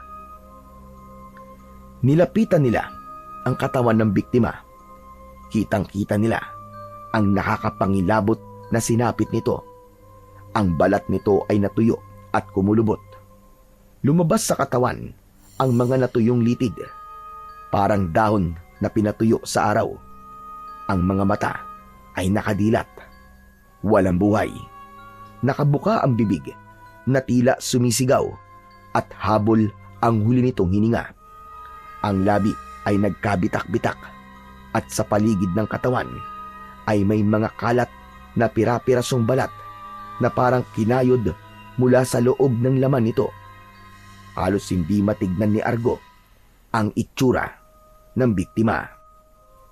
Argo, tignan mo ang dibdib niyo. Butas at merong naiwan na hibla ng lumang tela. Kasing lapad ng 1 pulgada. Paano nagkaroon ng ganong klaseng nilalang sa baryo natin? Ikaw, Argo, talaga bang hindi mo nakita ang aswang na nakita ko sa kakauyan? Malapit sa tambakan ng basura? Wala talaga ako nakita, Baste. Kung meron man, bakit ako magsisinungaling sa'yo, di ba? Matagal na nag-isip si Baste bago ito sumang-ayon sa sinabi ni Argo. Kailangan niyang magsinungaling. Kaya naman, muli nitong sinulyapan ang katawan ng biktima. Kailangan na nating umalis sa lugar na to at sabihin kay Kapitan kung ano nangyari rito. Baka sa pagkakataong to, maliwala na sila sa mga sinasabi ko. Teka, hindi ka ba nagtataka, Baste? Natagpuan ko ang katawan ni Takso malapit sa tambakan ng mga basura. Anong ibig mo sabihin, Argo? Hindi kaya ang mga aswang na sinasabi mo ay matatagpuan malapit sa tambak ng mga basura? Kagaya na nangyari sa lalaking to. Hindi ba't nasa ilalim siya ng mga basura? Sinasabi mo ba na ang mga nawawalang tao sa baryo natin, pati na ang pagtatago sa mga katawan ng biktima ng mga aswang, ay matatagpuan sa tambakan ng mga basura na malapit sa bahay natin? Oo, Baste. Dahil kung pagsasama-samahin natin ang pangyayari, ang lahat ng mga lugar na pinagpapakitaan ng sinasabi mong aswang ay malapit sa mga tambak ng basura. Kung saan naroon ang mga basura, naroon din ang mga aswang na iskarab. Hindi aswang na iskaraba nandun, Baste, kundi ang mismong mga ipis na inuutusan ng aswang na may katawan na tela o si Imhotep. Teka, sandali lang. Parang naguguluhan ako. Ang mga aswang na nakita mo na may ipis sa loob ng katawan ay mga biktima lang sila. Hindi sila ang totoong kalaban. Ang totoong kalaban natin dito ay ang mga ipis na pumapasok sa katawan ng mga tao na binibiktima nila. Ang ibig kong sabihin, hindi ba't karamihan sa mga ipis ay nakatira sa basurahan? Sa palagay ko, si Imhotep mismo ay nakatira sa ilalim ng basurahan. Diyos ko, posible nga. Tama nga sinasabi mo. Teka, paano mo naisip yun? Ang pinagbatayan ko lamang ay ang mga taong binibiktima ng mga ipis. Tsaka pansinin mo ang katawan ng biktima. Hindi na halos makilala dahil sa pagkatuyo ng kanyang katawan. Pero nalaman ko batay sa kanyang suot. Siya si Mang Ruben, ang basurerong madalas mo nakakasama. Hindi mo nakilala ang ama ni Alex, di ba? Nanlalaki ang mga mata ni Baste nang dumako ang paningin nito sa suot na damit ng biktima. Kinuha nito ang tela na nasa dibdib ni Mang Ruben. Pinagmasdan yun ng mabuti, saka iniabot sa kanya. Tignan mo rin ang telang to. Parang tela mula sa libingan. Dahil sa amoy at kalumaan. Maaaring ang binibiktima niya ay ang mga basurero. Nagtatapon ng basura at mga taong nagtatapon kung saan-saan ng kanilang kalat. Hinaplos ni Argo ang hawak niyang tela. Kitang-kita ang nakadikit na dugo sa tela. Saka muling napatingin sa nag-aalalang muka ni Baste. Sa unang pagkakataon ay nagkasundo sila nito. Matagal din ang panahon na madalas siya nitong ginugulo. Pero ngayon, kasama niya na ito at tila balak pang gumawa ng paraan para makatulong sa kanya. Kahit hindi niya tahasang inaamin dito na isa siyang manunugis ng mga aswang, at hindi totoong basurero. Umalis na tayo rito bago pa tayo abutin ng dilim sa daan. Binuhat ni Argo ang dala niyang sako. Pagkatapos ay nauna nang maglakad kay Baste. Habang tinatahak nila ang daan pauwi sa kanilang bahay, ay napansin ni Argo na tila pinagtitinginan sila ng mga tao. Isang masamang tingin kasabay ng pagpula ng kanyang mga kamay. Napaatras siya ng hakbang papalapit kay Baste. Mabilis niyang kinuha ang sandata niya sa loob ng sako. Argo, ano to? Ano nangyayari? Hindi sila mga normal na tao, Baste. Meron ka bang magagamit na itak na panlaban sa kanila? Argo, sandali lang. Bakit kailangan ko ng itak? Pagmasdan mo sila, tignan mo ang kanilang mga muka. Bagamat nasa normal ang kanilang anyo, pero natitiyak kong hindi na sila mga taong may matinong pag-iisip. Mamayang gabi lamang ay maghaasik na sila ng lagim sa baryo natin. Kailangan mo makahanap ng mga baging para igapo sila at hahayaang mamatay sa lugar kung saan sila natin itatali. Hindi kagad naunawaan ni Baste kung ano ang ibig sabihin ni Argo. Dahil tinititigan pa nito ang mga tao na nakatayo sa gilid ng kalsada. Nakatulala na para bang wala sa sarili. Kahit hindi gumagalaw ang mga ito, alam ni Argo na hindi na sila ligtas sa lugar na yon. Ibinaba ni Baste at Argo ang kanilang sako at kumuha ng baging sa mga puno. Pinagsama-sama nilang igapos ang mga tao dahil hindi pa niya kayang patayin ang mga taong naging biktima lang din ng itim na kapangyarihan ni Imhotep. Mabilis nilang naigapos ang halos 8 lalaking nakatayo sa gilid ng kalsada. Tuluyan na nilang iniwan ang kanilang mga sako at patakbong tinahak ang daan pauwi sa kanilang bahay para naman iligtas ang kanilang pamilya. Mabilis nilang narating ang bahay ni Baste. Ipinaliwanag nito sa mga magulang na wag munang lalabas ng bahay kapag gabi. Ganon din ang ginawa nila sa iba nilang mga kapitbahay. Habang si Lolo Tipol naman ay tumulong na rin sa kanila para ipagkalat ang balita tungkol sa mga aswang na tila may sapi ng masamang elemento na may gamit na itim na kapangyarihan. Sa una ay hindi naniwala ang mga tao sa kanila. Subalit nang makita ng mga ito ang nangyari sa lalaking natagpuan nila sa basurahan, pati na ang mga kalalakihan na iginapos nila, ay naniwala rin ang mga ito. Naghanda ang mga lalaki ng sibat para sa oras na salakayin sila ng mga aswang na may laman na ipis sa katawan, ay meron silang magagamit na panlaban upang ipagtanggol ang kanilang sariling buhay. Tutulong ako sa iyo, Argo. Kung tama ang hinala mo na nasa tambakan ng basura ang sagot sa mga tanong natin, kailangan nating magmatsyag doon. Tama ka, Baste. Pero sigurado ka ba? Nasasama ka sa akin? Bakit naman hindi? Utang ko ang buhay ko kay Takso. At gusto ko rin na mabigyan siya ng katarungan. Gusto ko rin na patunayan sa iyo na wala akong kasalanan. Pagkatapos nilang magplano ng mga gagawin, naghanda sila ng gasolina at posporo. Alak nilang sunugin ang basurahan. Si Lolo Tipol naman ang naiwan sa kanilang bahay. Hindi niya muna sinabi rito ang kanilang plano ni Baste para hindi na masyadong mag-alala si Lolo Tipol. Kaya pagsapit ng gabi ay magkasama sila ni Baste na tinahak ang daan papunta sa tambakan ng basura. Ngunit pagdating nila ay merong mga tao na nakatayo sa paligid ng basurahan. Mga walang alam sa mga nangyayari sa paligid. Mga taong hindi naniniwala sa kanila. Sa halip ay mas pinili pa rin magtrabaho kahit gabi na. Nagtago ang dalawa sa likod ng puno habang nakasilip sa ginagawa ng mga tao. Ilang sandali pa ay umalis ang dalawang lalaki na may buhat na sako na punong-puno na ng basura na maaari pa nilang mapakinabangan. Natanaw nila na merong dumating na 3 sasakyan na truck ng basura.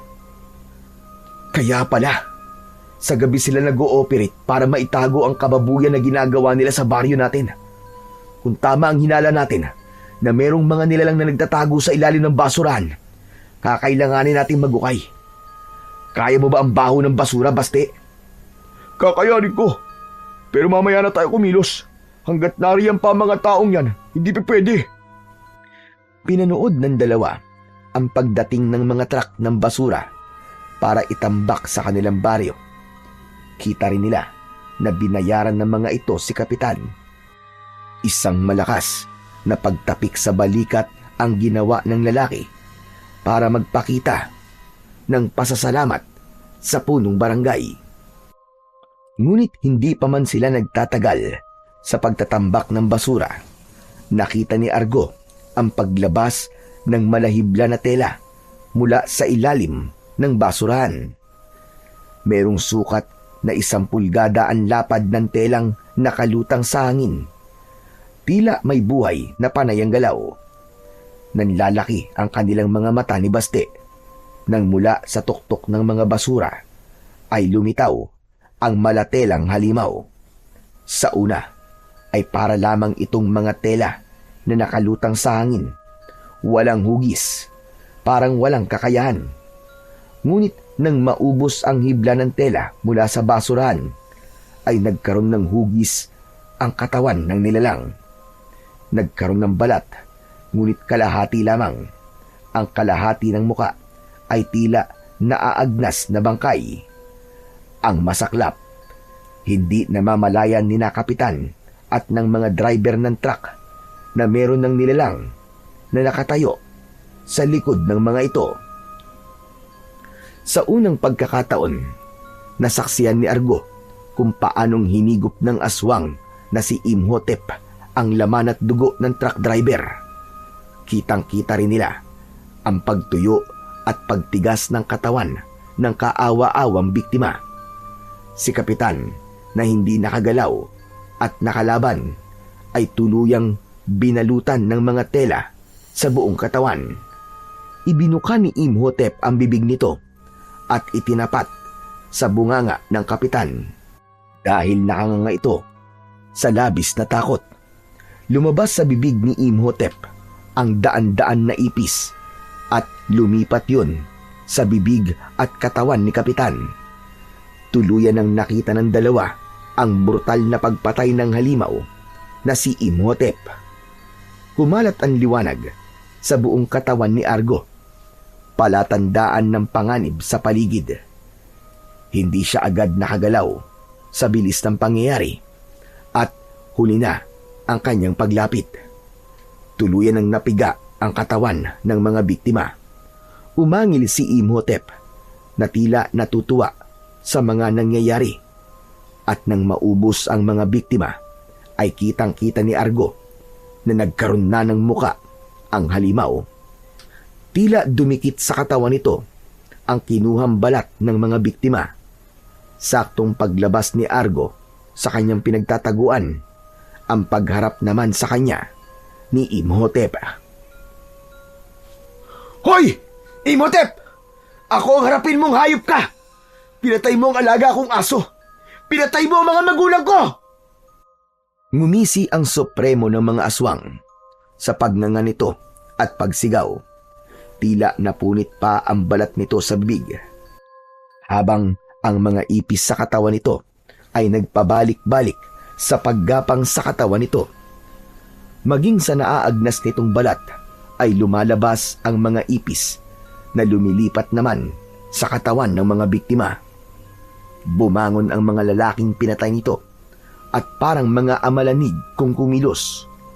Tumayo sa likod ng pinuno, kasunod ng pag-alingaw-ngaw ng malakas na pag-angil ng mga aswang na iskarab.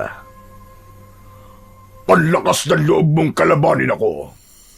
Sinasabi ko na nga ba't nararamdaman ko sa iyo ang mutya. Ibigay mo sa akin ang mutya ng aso. Ako ang mamamahala ng kapangyarihang taglay ng aking alagang aso. Kaya isoli mo yan sa akin. Anong ibig mo sabihin? Si Takso. Ako ang may-ari sa kanya. Kaya wala kang karapatan na angkinin ng mutya. Hindi mo ako maluloko. Ang hina naman ng isip mo. Paano ka magkakaroon ng alagang aso? Kagigising mo lang, di ba? Ibigay mo na sa akin ang mutya. Sa akin yan nararapat. Kung gusto mo to, kunin mo. Naalala ni Argo si Baste na nagtatago sa likod ng puno. Kaya inutusan niya ito. Baste! Kahit na anong mangyari, huwag ka muna lalabas sa pinagtataguan mo. Bantayan mo ang lahat ng posibleng daanan ng kanyang alagad. Kahit na anong mangyari, pugutan mo sila ng ulo at sunugin mo ang buong basurahan. Pinagplanuhan nila ni Baste ang tungkol sa pagsunog sa basurahan upang mapalayas ang mga aswang. Sa hindi inaasahang pagkakataon, biglang nawasak ang katawan ni Imhotep. Lumutang yun sa ere at pumulupot sa kanyang katawan ng tela. Nabuhat siya ng malakas na puwersa ng kalaban at bumagsak siya sa tambakan ng mga basura. Naramdaman niya ang pagguhit ng sakit sa kanyang katawan. At sa muling pagbabalik ng anyo ng aswang, ay nagkaroon ulit ito ng hugis tao na katawan. Lumitaw ang naaagnas nitong muka at umusal ng nakakakilabot na orasyon. Teka, anong nangyayari sa akin? Bakit hindi ako makagalaw? Tila hinihigop niya ang kapangyarihan ko. Nakipaglaban si Argo sa pamamagitan ng pagpupumiglas ng kanyang katawan. Ngunit kahit anong gawin niya, ay hindi talaga siya makagalaw. Para siyang naestatwa hanggang sa tuluyan ng mahawakan ni Imhotep ang kanyang leeg. Sinakal siya nito at inangat sa ere. Ibinuka nito ang bibig para higupin ang mutya na nasa kanyang tiyan. Kaya naman, nalanghap niya ang mabahong singaw ng bibig nito. Tila nabubulok na basura ang amoy ng hininga nito. Parang imbornal sa baho. Malakas na napasigaw si Argo dahil sa malapit na ang muka ni Imhotep sa kanyang muka. Hayop ka! Lumayo ka! Ang baho ng hininga mo, halimaw ka! Tila nasaktan ang tenga ng pinuno ng mga aswang na si Imhotep dahil sa malakas na sigaw na yon ni Argo. Nabitiwan siya nito at biglang bumalik sa pagiging tela. Sumuot yun sa ilalim ng basurahan at naiwan ang mga alagad nito. Saka lamang sumugod ang mga yon nang maglaho ang halimaw. Sabay-sabay na umatake sa kanya ang mga ito. Bawat bigwas ng kanyang suntok sa mga kalaban ay isa-isang bumabagsak ang mga ito ng pasadsad sa lupa. Si Baste naman na lumabas sa pinagtataguan ay dala-dala ang gasolina at posporo. Binuhusan nito ang basurahan sa kasinindihan gamit ang posporo. Kumalat ang apoy sa buong paligid, kasabay ng pagliyab ng katawan ng mga aswang. Pagkalipas ng ilang minuto, nasunog ang buong tambakan ng basura. Napakakapal ng usok. Kumalat ang masangsang na amoy sa buong paligid mula sa mga basurang nasusunog. Tumabi sina Baste at Argo habang pinanonood ang unti-unting pagtupok ng apoy sa basura. Halos tumagal yun ng 2 oras, bagamat hindi natupok ang lahat ng tambak ng basura. Nagulat sila sa paglitaw ng isang pintuan na tila isang kuweba. Nagkatinginan silang dalawa ni Baste. Dinampot nito ang itak at iniabot sa kanya. Nasimulan na natin to, Argo. Samantalayin na natin ang pagkakataon na mahina pa ang katawan ng kalaban. Natitiyak ko na nagpapalakas siya sa loob ng kuwebang yan. Yun din ang naiisip ko. Parang hindi pa siya ganap na malakas dahil natalo siya sa malakas na pagsigaw ko. Nagulat nga ako kanina eh. matapang kang lumaban sa kanila. Oo nga no, teka, paano nangyari yun? Di ba? Kamao mo lang naman ang ginamit mo kanina, pero nagliyab ang kanilang katawan. Baste, dahil nagtataglay ako ng mutya ng aso, yun ang bagay na gusto nilang makuha sa akin. Kung ganun, totoo nga ang sinabi niyang ang mutya ay galing sa katawan ni Takso. Oo, Baste. Pero sa ngayon, kailangan muna nating makita ang loob ng pintuan na yan. Baka nandyan ang kasagutan. Dahan-dahang lumapit sina Argo at Baste sa bungad ng yungib.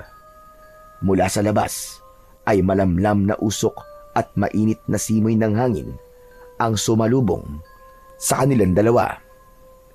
Parang hininga ng isang halimaw na nakatago sa kailalim-ilaliman ng lupa. Sa pagpasok nila sa loob, bawat takbang ay naririnig nila ang tunog ng mga batong nadudurog sa ilalim ng kanilang mga paa. Argo, teka. Sigurado ka ba rito sa gagawin natin? Mahinang tanong ni Baste habang pilit na pinipigil ang panginginig ng katawan nito. Isang tango naman ang itinugon ni Argo kay Baste. Tanga nila ang kanilang itak. Ang matulis at mahabang itak na yon ay madalas niyang ginagamit sa pagtugis ng mga aswang. Yun din ang sandatang ginamit ng kanyang ama para tugisin ang mga aswang. Muling ibinaling ni Argo ang kanyang paningin sa daan. Maliwanag sa loob ng kuweba dahil sa mga sulo na nakasabit sa mga dingding. Mula sa kanilang kinatatayuan ay sumalubong sa kanilang pang-amoy ang nakakasulasok na amoy ng nabubulok na laman ng tao.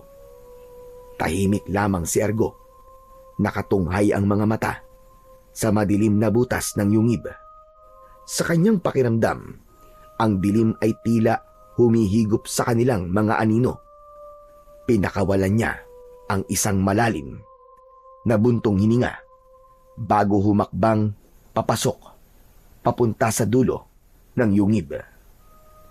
Bigla na lamang lumiwanag ang kanyang paningin na tila ba natatanaw niya ang kinaroroonan ng supremo na mga aswang na si Imhotep.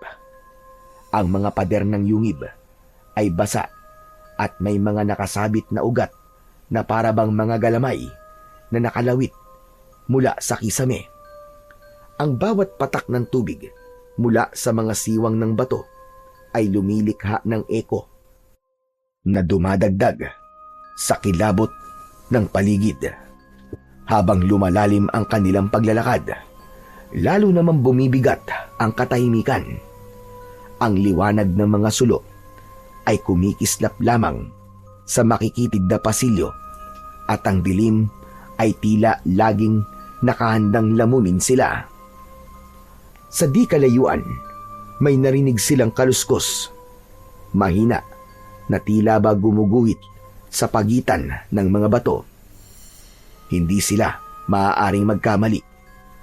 Tunog yun ng mga paa ng ipis na papalapit sa kanilang kinaroroonan. Agad na kumilos si Argo. Kinuha niya ang sulo at ibinigay niya yun kay Baste. Natatandaan niyang hindi makalapit kay Argo ang mga ipis dahil sa liwanag na bumabalot sa kanyang katawan. Kaya si Baste lamang ang pinaghawak niya ng sulo.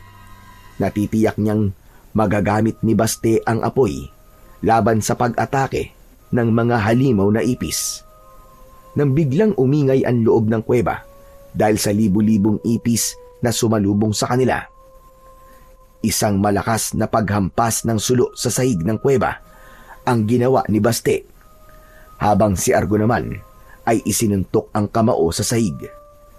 Tila ba may malakas na puwersa ng liwanag ang lumabas sa kamay ni Argo. Lahat ng lumapit na ipis sa kanila ay nasunog at naging abo. Nang maubos ang mga ipis, tumambad naman sa kanilang paningin ang sementadong ataul. Nilapitan nila yon at nalantad sa kanilang paningin ang malalababong takip ng kabaong ni Imhotep Tila doon pinadadaloy ang dugo para mainom ni Imhotep habang ito ay natutulog. May bakas pa ng sariwang dugo ang takip ng sementadong kabaong. Teka, kung ganun, ang sariwang dugo na ito ang bumubuhay sa aswang na malatela? Si Imhotep, siya ang tinutukoy ko. Pero meron pa tayong isang kalaban dito sa loob. Kung bago lamang ang dugo na to, ibig sabihin, nandito ang tapat na alagad ni Imhotep at katatapos lamang niya magpainom ng dugo sa supremo nila. Pero, sino naman kaya? Wala akong ibang maisip na kahinahinala ang kilos na magpapaalipin sa katulad ni Imhotep. Magsasalita pa sana si Argo, ngunit biglang bumukas ang kabaong at agad na pinuluputan sa leeg ng mahabang tela si Baste. Nahila ito, papasok sana sa loob ng kabaong, pero mabilis na pinutol ni Argo ang tela. Nabawi niya si Baste at habol ang hininga na bumagsak ito sa lupa. Hawak ang sariling tunleeg. Mabilis din na naging kilos ni Argo. Pinagtatataga niya ang katawan ni Imhotep, ngunit nahawakan nito ang kanyang kamay at itinapon sa malayo ang gamit niyang itak.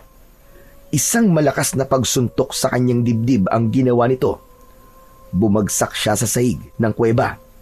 Umahon ito mula sa kabaong at tuluyan ng nabuo ang katawan nito. Isang katawan ng isang lalaking may naaagnas na balat at sa mukha nito ay tila nakita niya ang isang anyo ng isang matandang may pagkakahawig kay Lolo Tipol. Bumundol ang kaba sa kanyang dibdib. Hindi ko akalain na hanggang dito ay susundan niyo ko. Para kayong sumusugod sa lungga ng tigre. Tigre pala ang pag-aakala mo sa sarili mo, hayop ka. Masyado yatang mataas ang tingin mo sa sarili mo. Sino nagbabantay sa'yo? Ilabas mo ang tapat mong alagad. Huwag kang duwag! Ngumisi ang supremo ng mga aswang. Mula sa likuran nito, sa kabilang pintuan ng yungib, lumabas ang pamilyar na hugis ng katawan ng isang tao. Halos manlaki ang kanilang mga mata nang tumapat ang alagad ni Imhotep sa tapat mismo ng sulok. Lolo Tipol! Kayo ang tapat na alagad ni Imhotep na pumapatay sa mga tao. Paano nangyari yun? Bakit? Mahusay ba ang pagpapanggap ko, Argo? Hindi ka ba nagkaroon ng hinala na ako naman talaga ang kasama ni Takso bago ko siya pinatay? Binantayan ko ang mutya sa loob ng kanyang katawan at umaasa ko na sa akin yun mapupunta. Ang tagal ko nagtiis, pero sa iyo pa rin pala mapupunta ang mutya. Nasayang lang ang paghihintay ko. Pero ngayon, hindi ka na makakaligtas sa aking Panginoon. Totoo yan. Ako na talaga ang magiging pinakamalakas na supremo ng mga aswang sa buong mundo. Hindi ako makakapayag na magtagumpay kayo. Kayo pala ang pumatay sa mga magulang ko. Lalong-lalo ka na, Lolo Tipol. Pinagkatiwalaan kita. Inalagaan. Niligtas ang buhay. Pero niloko mo ko. Hindi pala totoo ang sinabi mo sa akin tungkol kay Imhotep. Alam ko na kung anong kahinaan niya at kung paano ko siya matatalo. Basta lumabas ka muna. Puntahan mo ang mga tao at tumingi ka ng tulong sa kanila. Ubusin yung tambak ng basura nang wala nang maging tirahan ng mga kampon na to ng kadiliman. Mabilis na tumayo si Baste at tumakbo palabas ng kuweba, habang si Argo naman ay matapang na hinarap ang dalawang kalaban. Agad na sumugod ang dalawang nilalang sa kinatatayuan ni Argo. Bawat atake ng mga ito ay nagagawa niyang maiwasan. Dala ng kanyang galit, si Lolo Tipol ang una niyang tinaga sa katawan gamit ang kanyang matalas na itak. Habang ang kanyang kapangyarihan sa katawan ay hindi niya alam kung paanong pagaganahin. At sa kailaliman ng kuweba, kumikislap lamang ang liwanag ng mga sulo habang naglalaban sina Lolo Tipol at Argo. Umaalingaw-ngaw ang dagundong ng kanilang banggaan. Ang itak ni Lolo Tipol laban sa itak ni Argo. Nahirapan si Argo na matalo ang matanda dahil ito mismo ang nagturo sa kanya kung paanong lumaban. Pero dahil sa galit niya sa matanda, hindi na malayan ni Argo na unti-unti na niyang nagagamit ang kanyang mutya. Isang malakas na pagtaga ang ginawa niya sa katawan ni Lolo Tipol. Hindi pa siya nasiyahan. Binunot ni Argo ang talim ng kanyang itak sa katawan ng matanda at muli yung itinarak sa katawan ni Lolo Tipol. Nagkikikisay ang katawan nito at sa isang iglap ay nalusaw ng apoy ang katawan ng matanda. Nagwala sa galit si Imhotep at umatake rin ito sa kanyang kinaroroonan. Lumitaw ang kakaibang liwanag sa katawan ni Argo. Tinubuan siya ng tenga ng kagaya sa aso. Humaba ang kanyang mga kuko sa kamay. Ang kanyang mga mata ay tila nagbabagang apoy. Ang kanyang braso at binti ay binalutan ng tila bakal na balahibo ng aso. Ngunit may malablade na talim sa dulo. Ang balahibo ng aso na bumalot sa kanyang buong katawan ang biglang nagpaatras kay Imhotep. Anong nangyayari? Bakit bigla ka naging si Takso? Paano ka nagkaroon ng ganyang kapangyarihan? Bakit? Hindi ka ba makapaniwalang nagtataglay na ako ngayon ng kakayahan ng isang aso na pinatay mo? Pagpipira-pirasuin ko ang katawan mo! Demonyo ka! Isang malakas at mabilis na pagtalon ang ginawa ni Argo. Ang kakaibang init na lumalabas sa kanyang katawan ay tila may sariling pindig at tibok ng puso. Sa isang iglap, kumislap ang pulang liwanag sa kanyang mga mata. Ang simpleng ningas ay naging naglalagablab na apoy na bumalot sa katawan ni Argo. Mula sa kanyang mga kamay ay lumabas ang malaapoy na hugis ng isang aso. Kitang-kita ang bangis, handang umatake. Nang sumugod si Imhotep, inunat ni Argo ang kanyang palad at isang malakas na alon ng apoy ang pinakawanan nito at tumama yun sa katawan ng kalaban. Ang malakas na sigaw ni Imhotep ay nag-echo sa paligid ng loob ng kuweba. Bumagsak ito sa sahig. Habang pilit na bumabangon, nawasak ni Argo ang katawan ni Imhotep at bumalik sa pagiging tela. Ngunit lumutang yun sa ere at pumulupot sa katawan ni Argo. Kaya lang, dahil sa mga balahibo na tumubo sa kanyang balat, ay nasira ang tela. Nagkapira-piraso ang mga yon hanggang sa bumalik ulit sa sahig ng kuweba. Ubod lakas na sinuntok ng kamao ni Argo ang mga tela na nakakalat sa sahig. Lumitaw sa kanyang kamay ang malaasong liwanag. Kumalat yun sa loob ng kuweba. Ang mga pader ng kuweba ay kumislap sa tindi ng alon ng kapangyarihan mula sa mutya ni Argo. Sa bawat galaw ng kamao ni Argo, lumalabas ang hugis ng malaapoy na hugis aso. Tumama yun sa tela at pumutok na parang alipato hanggang sa tuluyan na nasunog ang malatelang katawan ni Imhotep at naging abo. Bumalik ang katahimikan sa paligid. Tanging si Argo lamang ang nakatayo.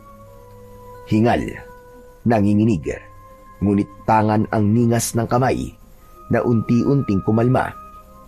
Nawala ang kanyang anyo ng pagiging aso. Sinulyapan niya ang sementadong kabaong. Wala nang dahilan para manatili ka sa mundo namin. Dahil hindi ka na mabubuhay kahit na kailan. Tuluyan ka ng magiging abo, Imhotep. Nadiskubre ni Argo na ang pintuan na nilabasan ni Lolo Tipol nang pumasok ito sa loob ng kuweba ay may lagusan at konektado sa bahay at silid ng matanda. Talagang naloko siya nito at ginamitan siya ng kapangyarihan para hindi ito makilala ng kanyang mutya. Samantalang ang mga tao naman ay nagtulong-tulong sa pagsunog sa tambakan ng mga basura. Lahat ay nagkaisa at tila nagkaroon ng isang bayanihan. Kaya naman, magmula ng gabing yun, natauhan na ang mga tao tungkol sa pagtatapon nila ng mga basura. Bumalik ang kaayusan ng baryo ng Barnis at nawala ang mga pasaway na mga tao na nagtatambak ng basura sa kanilang lugar. Labis ang paghanga ng mga tao kina Baste at Argo. At bilang pagtanaw ng utang na loob ni Baste kay Argo, inilihim nito ang tunay na pagkatao ng binata, patinaan tungkol sa mutya ng aso. Magmula rin noon ay magkasama na palagi ang dalawa. Naging magkaibigan at magkaramay sa lahat ng bagay, pati na sa pagpapalaganap ng kaayusan sa kapaligiran. Maging ang katahimikan at disiplina sa kanilang baryo ay maayos na naipatutupad ng dalawa bilang bagong mga tanod. Ang dating magkaaway noon, ngayon ay magkasama sa iisang bubong. Kasama ang pamilya ni Baste. Nagkaroon ng pamilya si Argo. Samantalang ang nangyari namang pagkukunwari ni Lolo Tipol ay patunay lamang na walang lihim na hindi nabubunyag. Darating ang oras na ang pagkukunwari ay malalantad at pagbabayaran ang mga nagawang kasalanan. Ang kwentong inyong napakinggan ay isang patunay ng labis na pagsira sa ating kapaligiran ay magdudulot sa atin ng kapahamakan. Isa sa pinakamalaking suliranin ng lipunan sa kasalukuyan ay ang pagtambak ng basura.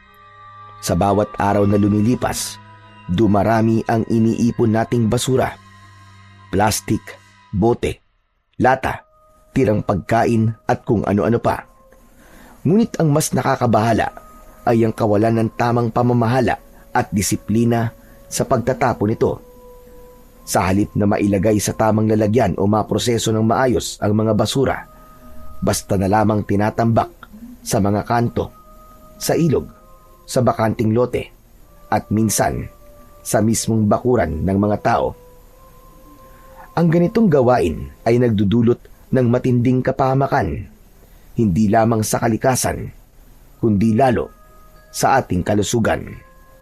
Lagi nating tatandaan na ang basurang iyong itinapon, kapag bumaha, ay babalik at babalik sa iyo.